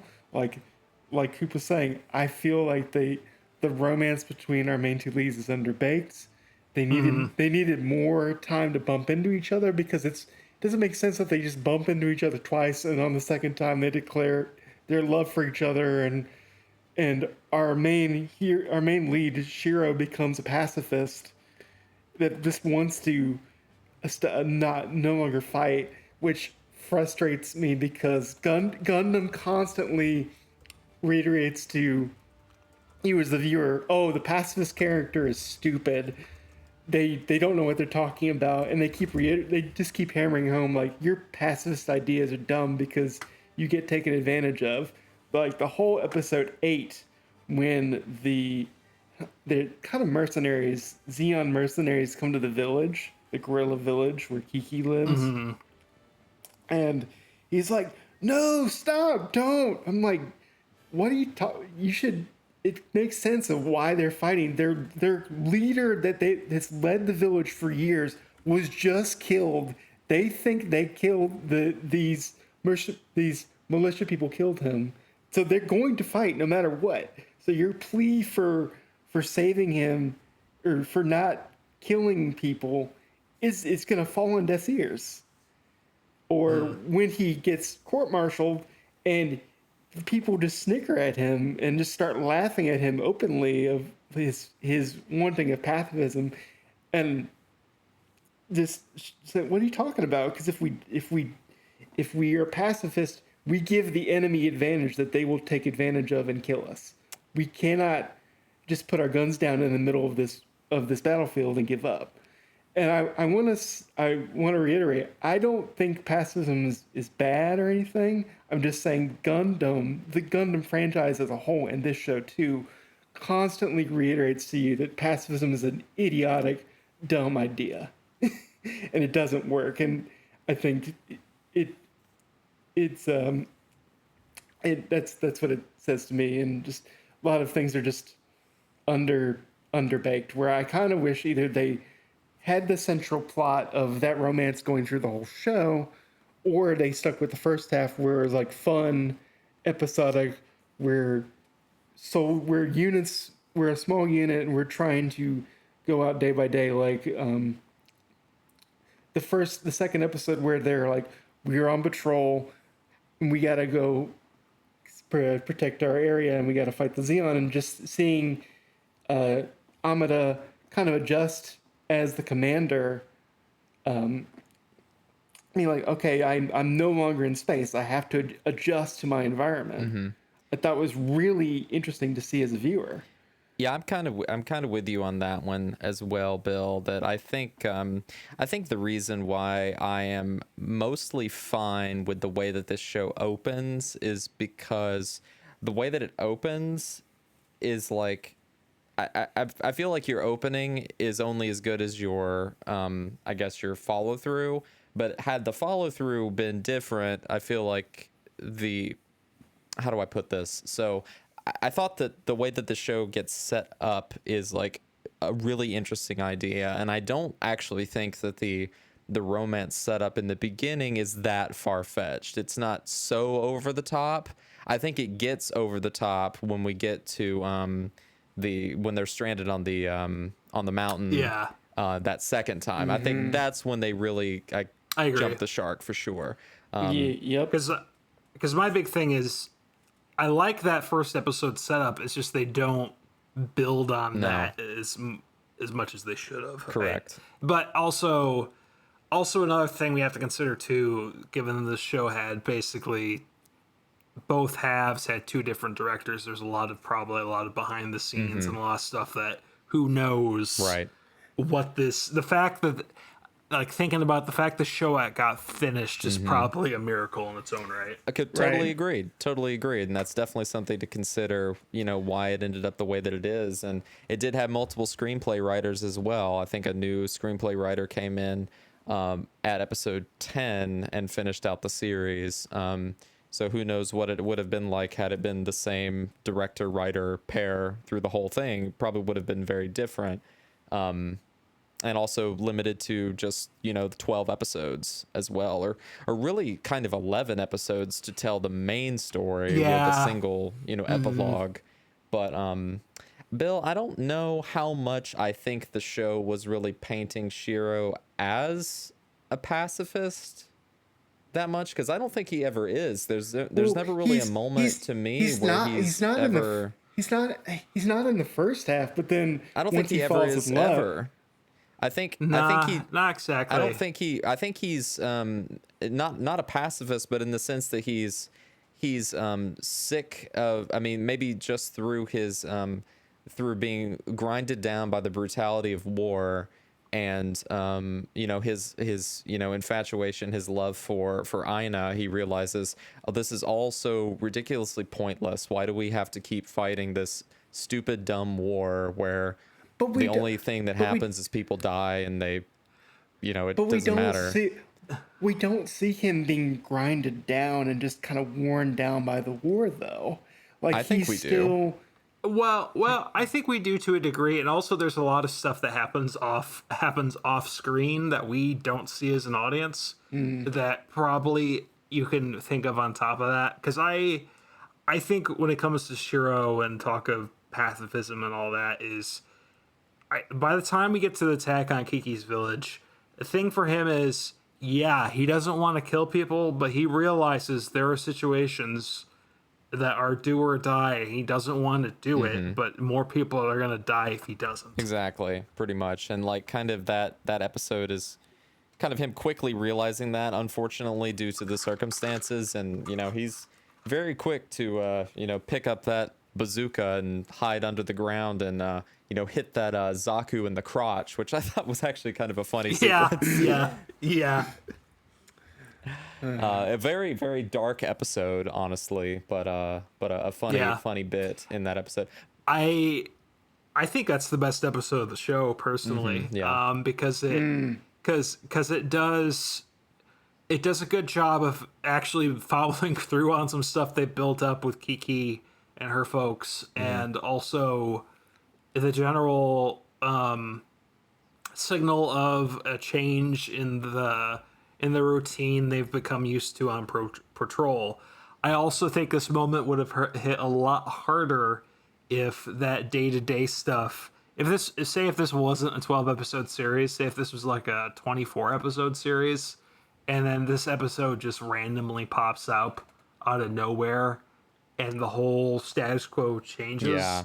I know I'm talking a lot about the show this could have been rather than the show it is, but I'm interested in kind of what kind of tweaks you could make to the story to make it stronger than it already is. Because I will not say it's bad. I'll say it's not my favorite, but I see pieces here that you could have tweaked one thing here or there, or like watching through the dub, there were a couple lines here and there that I'm like, oh, if you have mouth flap space or you're not seeing somebody's mouth, adjust that line a little bit so it sounds just a touch more natural. I know it was a 90s dub, but still, it would be a little... Those were things I was thinking about, like just little tweaks to make it a better experience. Can I mention something else about that episode, which I like you said it was the best episode of the series. I would agree, because one thing that show really illustrates really well in war is how emotions can overtake us in our actions. And throughout that episode, it's this tension of the villagers with these with these mercenaries, and one mercenary constantly kind of purposely antagonizing the village to do something because he knows, oh, if someone gets hurt or something, then I'm lighting the fuse. I guess real quick before you finish that, Bill, I don't mean to interrupt your thought, but just to contextualize it for people that haven't seen this show yet and might be listening in, essentially, like, during the course of this show, like, there's this central village in the area that they're in that kind of becomes like a battleground, essentially, between the Federation forces and the Xeon forces, and like a lot of the local like guerrilla fighters, of which this character Kiki that we've mentioned, she's from this village. Her father is like he might be like the chief. Yeah, he's the chief. They all kind of get involved, even though they really don't want to be. They get unfortunately dragged into it just because, where they live just happens to unfortunately be where the Xeon and the Federations have decided to bring their war to them at no fault of their own. So that's kind of the context for, what we're talking about. But just the trigger, what emotions can do to someone to go into action, even if logically it doesn't make a lot of sense, because that is when it comes to war, a lot of people think, oh, we're doing this logically, but no, a lot of wars started just straight out of emotion, wanting to either make the aggressor feel like they're more powerful, or wanting to gain more power, show their power, or because of just pure anger towards one side or the other. I think the character we're talking about that incites things also is a great example of something that Gundam likes to nail home, like in all iterations. It takes just one asshole who isn't specifically listening or goes off on their own to stir shit up to make things even worse. And I like how that does that, because even his commanding officer is like, what the fuck are you doing, man? Jesus.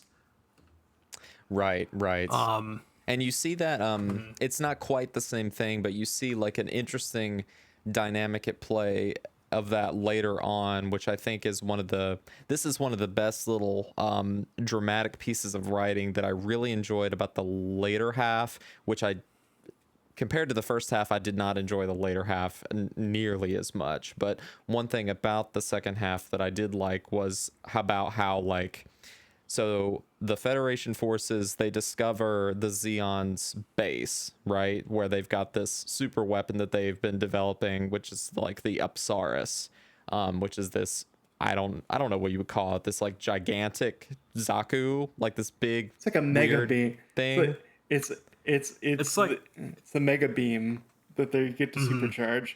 And it looks like a giant spear ball. It's like a big Zam without legs. Yeah. It's just a big weird thing. And Aina is the pilot. Her brother wants to control it and everything, and they spend a lot of the series like doing tests on it and stuff and perfecting their ultimate planet killing thing, even though it won't kill the planet. But anyway, the Federation forces, they find the base, and then the commanders, like in their base, far away, are deciding like, okay, well, how do we approach this? And then there's this scene where one of them says to the other ones, just like, well, we've got to nuke it, and really the only way we can do it is by our own mobile suits. They're powered by nuclear reactors. Like we could just send in some of our troops and then just blow up our own unit, right? That'll get it done, and that'll prove to the people above us that we know what we're doing. And Right. It's that kind of, a little bit like what you were talking about, Coop, like one person like doing their like asshole thing or coming up with their conniving scheme for them to get ahead that really throws a wrench into the whole operation, and adds some good dramatic tension to the story. That's a common occurrence in Legend of Galactic Heroes too, where that's a constant theme of like one asshole, one jerk can cause the deaths of hundreds of thousands of lives because of their own ego. That's illustrated in the 8th MS team with the commander of the Federation forces, where he's like, listen, we have to do this because if I have to go back to my boss, I don't want to look bad. Right. So we're doing this. Yeah. So now, like the 8th MS team, they're fighting not only the Xeon, but they're fighting their own commanders, essentially trying to kill them without them knowing it. Right, which LOGH also does, where in LOGH the Free Planets also has asshole commanders and generals and make horrible decisions out of their own ego and out of their own hubris that causes horrible results. And they kind of hinted this in 8th MS team, which I really enjoy. Kind of the inference of these upper head leaders doing things out of their own ego and out of their own paranoia, especially when Arada gets court-martialed because of their own paranoia of, well, you didn't kill the Xeon pilot.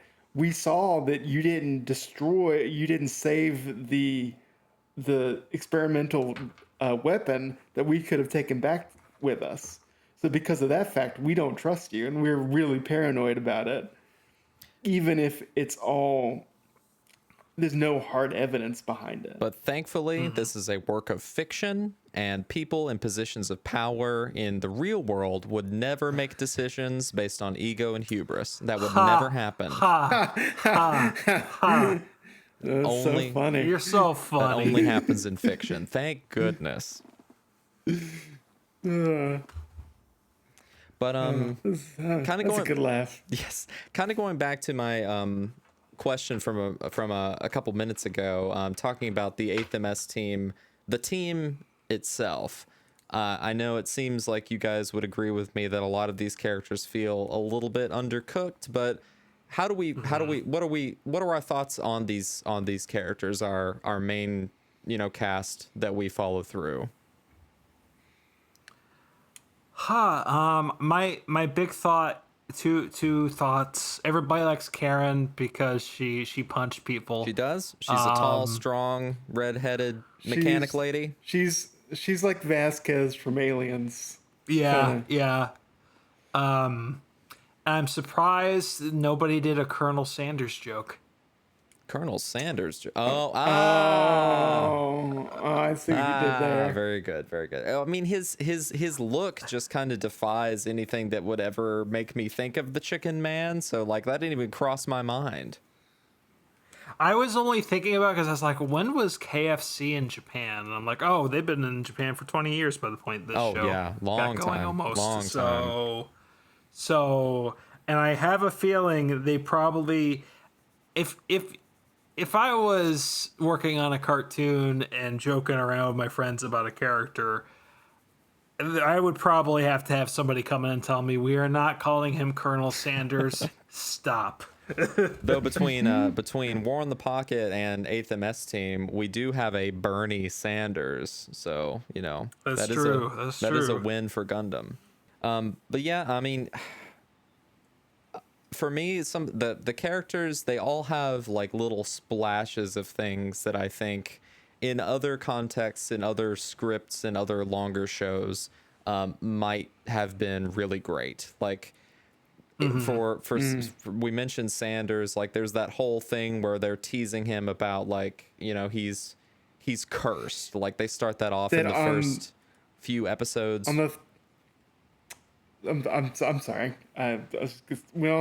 Basically the thing that the other units make fun of him for is on the third mission with whichever unit he's in, the members of that unit, all those members die except for him. Right. And so he gets really afraid on the third mission that I'm going to be a jinx and kill my team because of this supposed curse I have.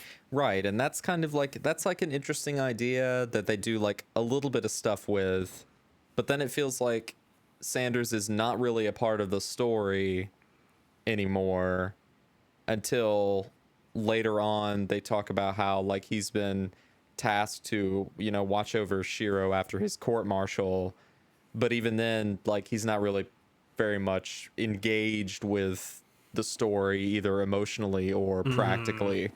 And then there's not even tension with that, like him watching it, because he just admits to Shiro like, look, I was told I have to watch you. Yeah, so pretty much like he doesn't even, there's not even that worry of like, well, what do I do in this moment? I'm not sure how I feel about it, because all of our members of the 8th MS team are pretty loyal to Shiro pretty quickly. Very quickly. Like, there's no doubting him. There's no getting angry with him feeling romantic feelings for a Xeon pilot.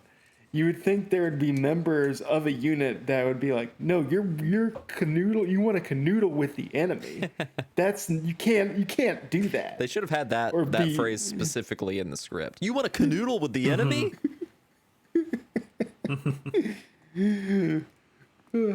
And then let's see. I mean, yeah, Karen is a fun character, also very half-baked. Like there's some stuff going on with her and Elidor, which I do not ship. Karen, you could do better than that. Yeah, Elidor, I did not enjoy at all, really. The only good thing about him was his awesome ballad song. That was like his one good trait, was he wrote a good song. Yep.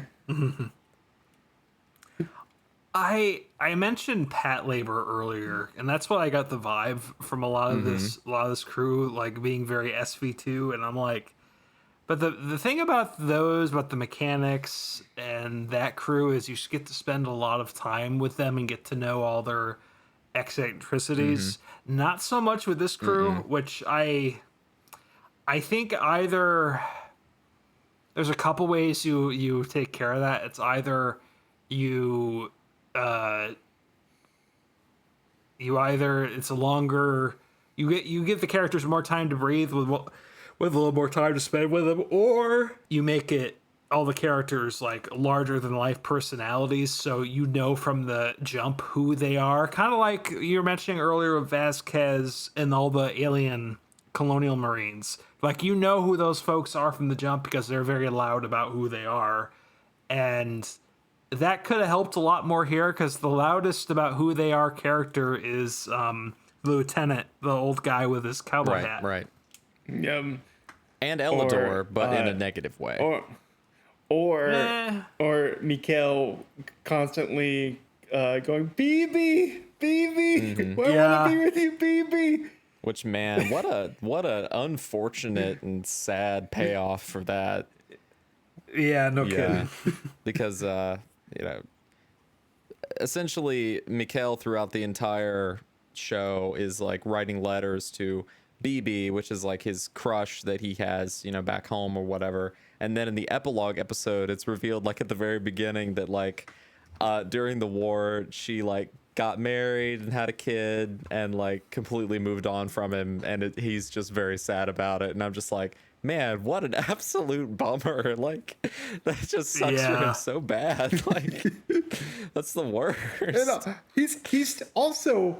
He got her wedding photo. Right. Too. Yeah, no kidding. We're just like on one level, it's really creepy, dude. For you to get a wedding photo of this girl you're pining for, and then second, how'd you get the photo in the first place?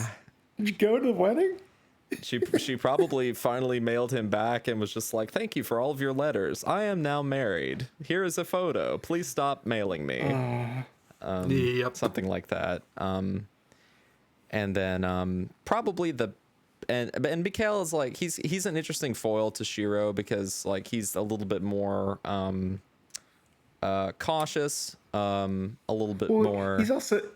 He's basically the rookie equivalent, because he keeps making mistakes. Right.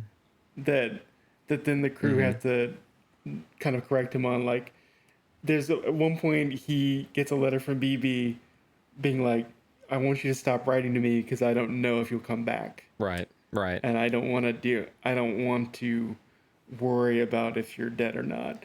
And this letter basically shuts him down and makes him ineffective with his role within the team. Right. And there's some good drama with that sort of stuff. Like, I think there's some good team tension in that one episode where they're stranded in the desert. That's probably one of the strongest like team written episodes, where there's some really good, again, like tension and the breaking down of the group cohesion there a little bit. And I really did enjoy that. But probably the strongest member of the team overall, I would say, is definitely Kiki. I feel like she gets the most time spent. The show spends a lot more time with her and probably Mikhail, in addition to Shiro, out of anyone else. So I feel like she's the most fully fleshed out. I will say, speaking of Kiki, that one line when the gorillas kidnap him and she's like, why are you looking at me if I'm a kid? And he's like, because you're nice to look at. And I'm like,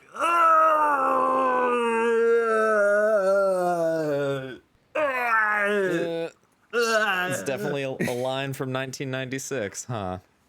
Yep. Yeah. For sure.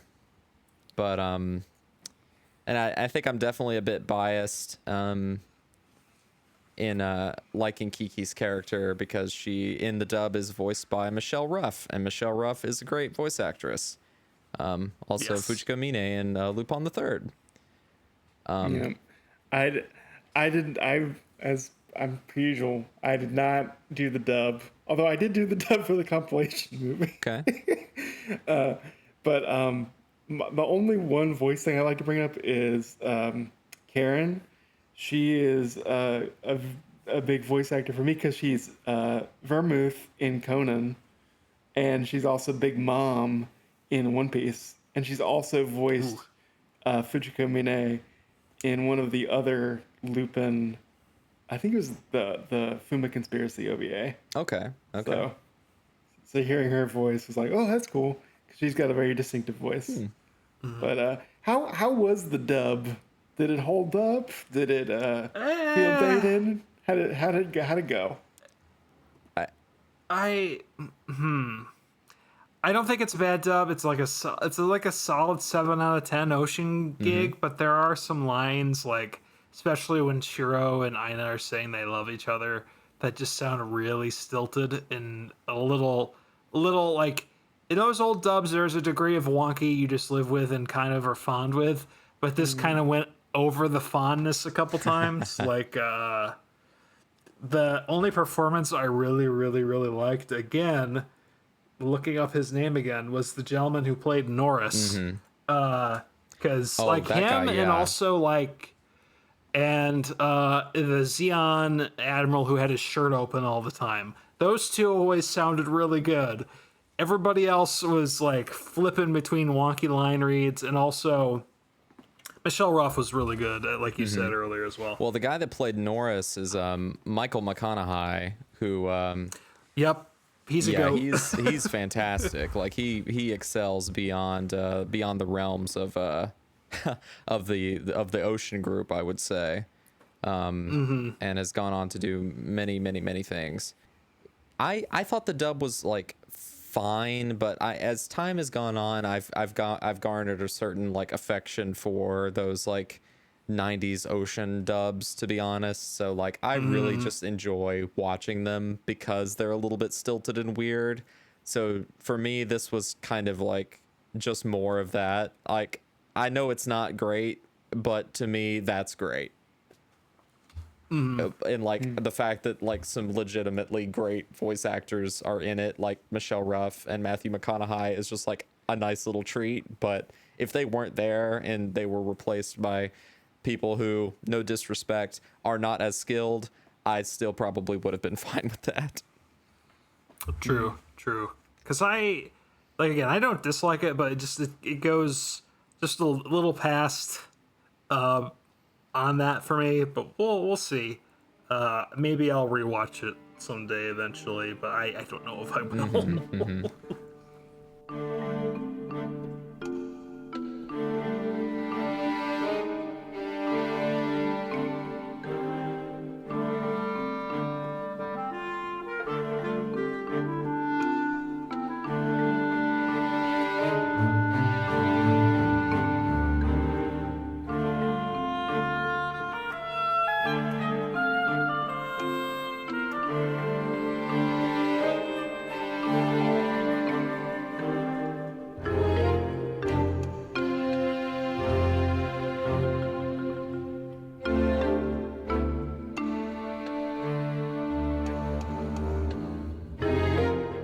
I love the opening because, one, it's got a great song that I never wanted to skip.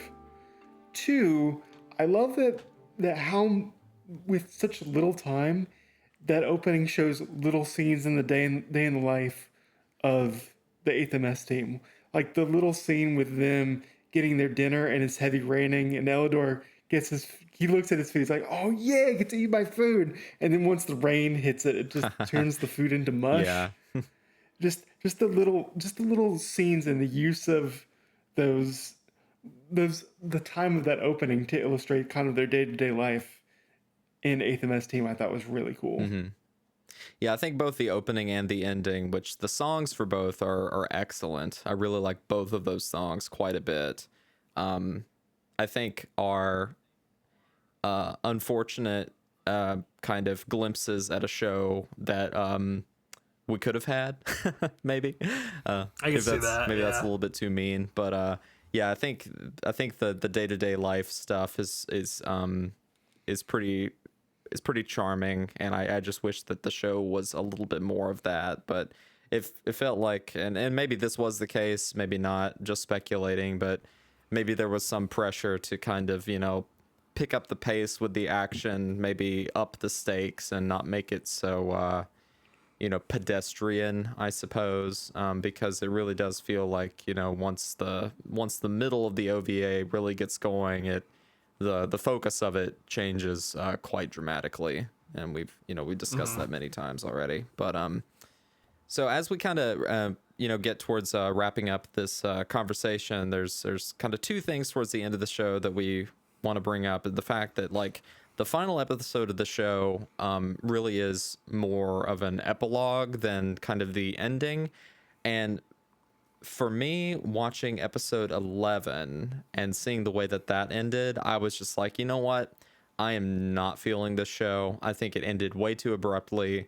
I was not keen on the scale that this got to, and I just didn't care for the final conflict. I didn't care for how, Aina and Shiro's arc was wrapped up so cleanly, but also so undeservingly, with their relationship, being kind of, I don't know, manufactured in the way that it was throughout this, or it's very half-baked. So I was not feeling the ending until the epilogue episode, and then I thought that the epilogue episode really kind of softened my feelings towards the whole thing. But I'm interested to hear how you guys felt about the epilogue episode.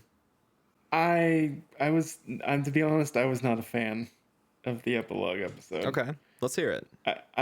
I feel that it's kind of disjointed from the remaining of the show, because introducing these children that are only introduced in that epilogue episode, and they chose flashbacks that basically they're children that were experimented on by the Xeon, where it's after the war, and Kiki and Mikhail are looking for Amado, looking for their commander. And so they go back and they find this village of these kids, and these kids go by the names of Shirida and all the other 8th MS team members. And, well, I think I would have liked it as its own kind of standalone story. It kind of felt disjointed from the rest of the work, since our main characters really didn't need to be there, and I didn't feel like I needed to have a repo of, like, what happened to Amada, what happened to Sorensen. I was kind of like, okay, like, they survived supposedly, and they're kind of they're getting out of the rubble. I didn't need to see them at the end at their pristine lake cottage, kind of surviving on their own, or with the kids. I'm not sure what was the purpose of the storyline with the kids, to be honest with you. To me, I thought it kind of represented like a solid, like, it kind of brought it back to the beginning a little bit, in my opinion. Like, it was a more appropriate thematic bookend for the piece overall, rather than the ending they could have gone with, which was this big sort of bombastic explosions and robots fighting kind of ending. It made it more personal. It made it about the team. And you're right. I mean, I didn't really need to know where Shiro and Aina ended up at the end, but to me, that wasn't the point of that episode. It was about bringing it all full circle, for the group. But what did you think about it, Coop? I like the idea of it in concept. Like, I really do enjoy when shows like have a moment to at least give their abrupt ending a little time to breathe afterwards. But at the same time, there's part of me that just wants like, this goes back to the whole romance thing. It's like, if the emotional through line was so much stronger, I would have been happy with them just walking out of the mines. You see the shadow of them walking out of the mines and leaving it there. Because like, and if they do another episode afterwards, make it solely about the team. We don't need to know about what happened to Shiro and Aina. You know, they walked off into the distance. What is everybody else up to aside from Loud Kid just drinking his days away? I think that's probably what I would have enjoyed more of, like what happened to Sanders, what what happened to Elidor, what happened to the members of the 8th MS team after they were disbanded. I think I would have enjoyed that more, and then the bookend could have been, and we're still looking for our commander or something like that. I think that would have been more appropriate and given more time to our team that had gotten little screen time or not as much time to develop. And I guess maybe another reason I'm not quite so harsh on the epilogue either is because I just didn't like, from being kind of disappointed from the previous like 3 or 4 episodes in the ending and having really kind of low expectations for the final episode. I was just like, oh, this actually kind of surprised me because I didn't expect them to do something this kind of like quiet and low key, and sure, maybe like emotionally unearned because the romance was also unearned, but I think like the team dynamic was like more earned, and I see that stuff with the kids as being more about what that episode is about than the romance itself. So maybe that like I'm maybe a little bit more predisposed to enjoying that epilogue because it like went against what I expected it was going to be. Like, I don't know, I got some positive negative hype. Is that a thing? I don't know. I see what you mean.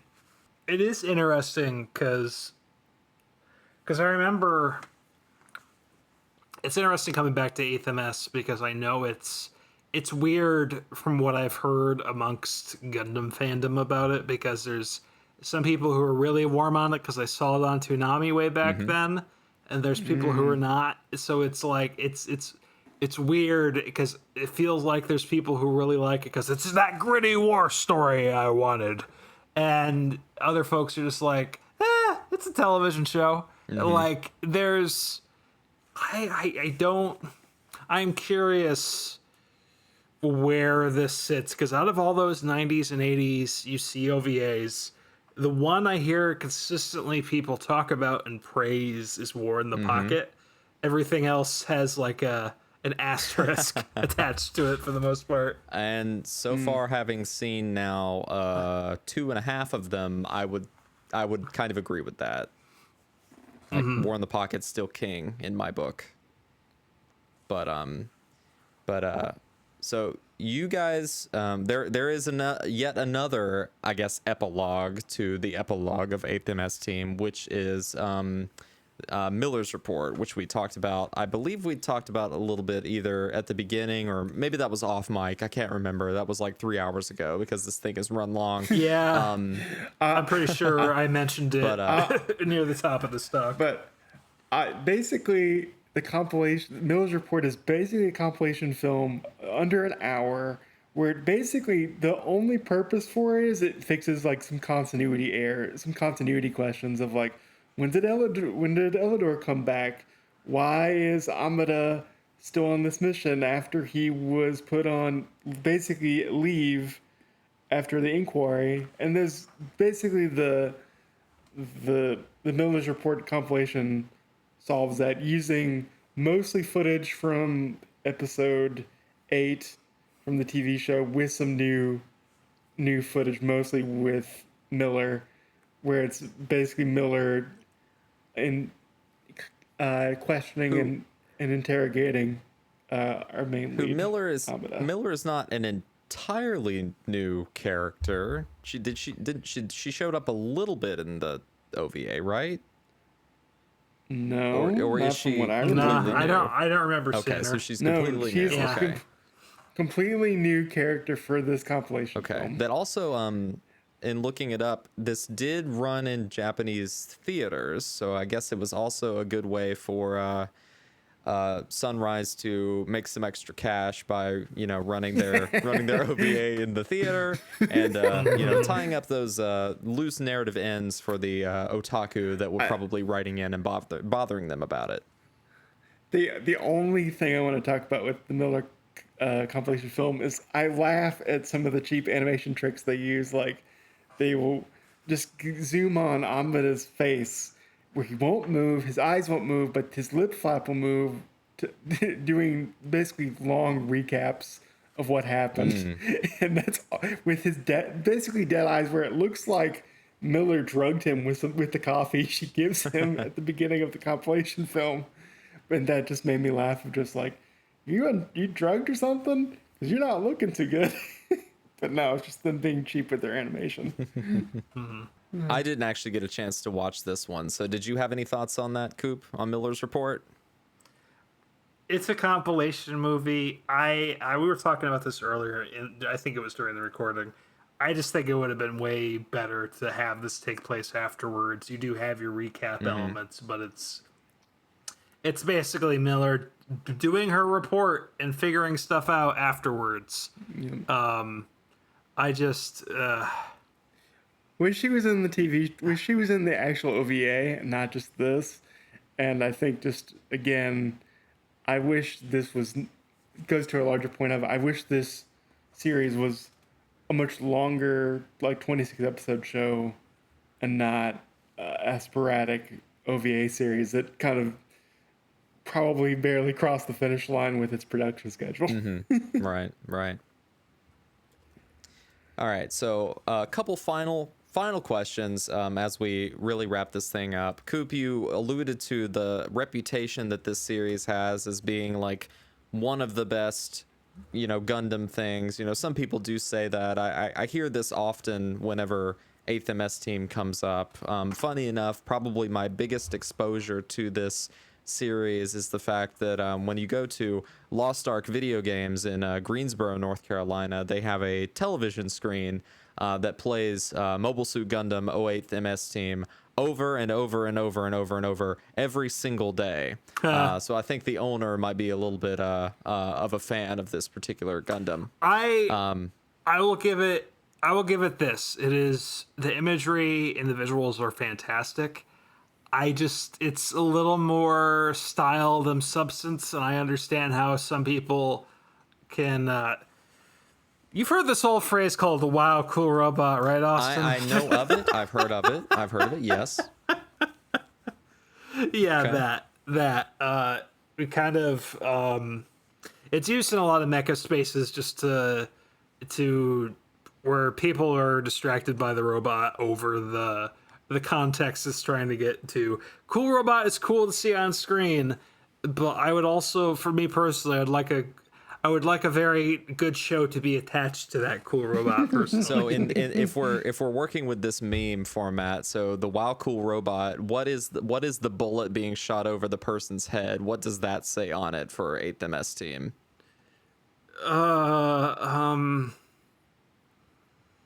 That's a good question, because I don't know if it's trying to say anything specific like MSG was.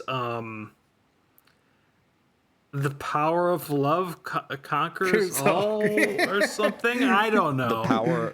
I really don't know. The power of love would have prevented Vietnam from being an unwinnable quagmire. Yeah. That's probably true. It gets like what you're saying right there is what makes it even more muddier with the visuals. Yeah. It's aping, so it's like It makes man. it makes it even funnier because apparently in Japanese, the series is called Mobile Suit Gundam 8th MS Platoon, like they're like the movie Platoon, like they're really going hard for that Vietnam War kind of. We really wanted to do this aesthetic, guys. We really wanted to. We're all in on this concept. I also think about Tomino recently talked about people making war stories whose lives haven't exactly been touched by war, and I'm curious how much you could apply that conversation to this, because Vietnam was, like, in a lot of cases, specifically, the Viet Cong and the Vietnamese military and the U.S. affair dealio, rather than and I could be totally talking out my ass. I imagine other nations are probably involved Sure. in that, but I don't know.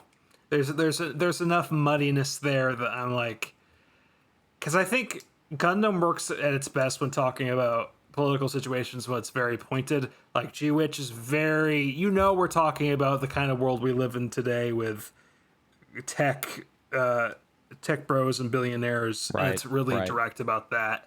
And the original Gundam is like, hey, these are space fascists, and we're gonna go punch them. Right, right, right. So it's just muddy. Muddy indeed. But all right. So any final thoughts from you, Bill, on 8th MS team, or does it live I up to its reputation, or what should its reputation be in your opinion?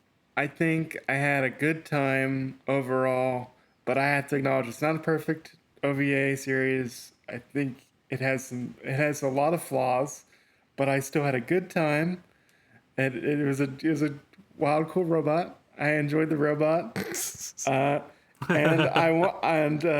this makes me want to go and read the Gundam Thunderbolts manga, because people have said that that series is more UC soldiers in the trenches. So I'd be curious to compare the two of them and see how they differ and where they're similar and what are the strengths of Thunderbolt compared to 8th MS team. I could be But wrong, but I don't think Thunderbolt is UC, but it might be very similar in tone. It is It is UC. UC? Okay. It might be a slight spin-off of UC from what I've been told about its later goings, but it's UC. Okay. Okay.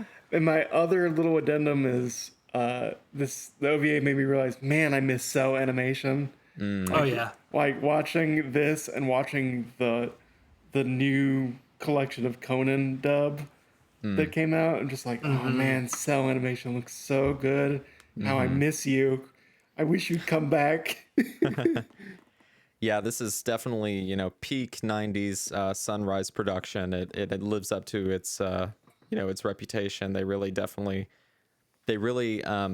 there's a lot of craft and animation prowess was spent making this a truly beautiful production, and a lot of the action sequences are gorgeous to watch. So the cool robot effect, I would spell it with a capital C and a capital R. That's how I would put it. But yeah, I'm kind of with you guys. We may differ about maybe the specifics of the things that we liked and didn't like, especially with regards to the epilogue. But I think three of us are kind of in general agreement that this show has got some good ideas, but the execution could have used some work, and maybe there's some better things out there that are like this, but maybe execute this idea a little bit better. I know Pat Labor was mentioned as another great series about like a team like that has a lot of good dynamics with the group. I know Coop, you're a lot more familiar generally with mecha stuff. Is there anything else that you know of that kind of pushes some of the same buttons that 8th MS team does, but maybe pulls it off a little bit better? I would say Pat Labor to a T, because it gets across that team vibe you're looking for, but also it's so like it has its silly moments, but it has such sharp commentary about the police and how they operate, like specifically in Japan, but you can apply that to a lot of situations where there's moments where where SV2, like the Pat Labor gang, are just like, oh, we're just expendable civil servants and they don't give us money for anything. Oh, also, this one guy on our team really shouldn't be on our team because he talks about shooting everybody all the time. Yeah. And just all like the politics within the police that make you go, even the characters go, are we protecting people or are we just protecting property? Like there's a lot of smart, subtle, sharp commentary in that. Are we the baddies? Perhaps. Perhaps indeed. I would say for team dynamics, even though they're different, it's a completely different show. Ghost in the Shell standalone complex. Oh, think yeah. Okay. That's a good choice. Highlights team members very well and allows each individual member to shine. So if you're looking for something where the team is the focus, Standalone Complex is a good show for that. Awesome. All right. Well, again, the final question is don't think about it too hard, but what is the most iconic scene that when you think about 8th MS Team, what is probably the scene in particular that will come to mind when you think about it? Bill, what do you think that will be? The opening, just because I love all the little vignettes, like the Gundams basically parachuting down into the jungle, or the Gundam getting stuck in the desert sand, or them celebrating like a birthday with like it looks like grenades on top of the cake. Just all those like little scenes of the potential of what that show could be really stick with me, and just I love that opening. I think it'd probably be my top 10 favorite openings at this point. I think for me, it's I'm gonna have to say probably when we first see Norris in his Gauf, because he's just whipping around using his grappling hook and just totally outclassing everybody, and like they do some really cool action choreography with him whipping stuff around with that.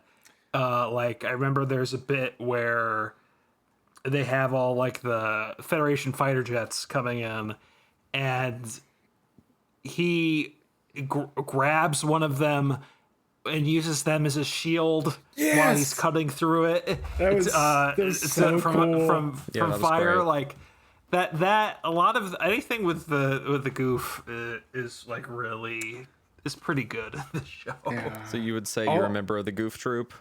Yeah, I might have to say it through. Just remember, it's Nozaku, boy, Nozaku.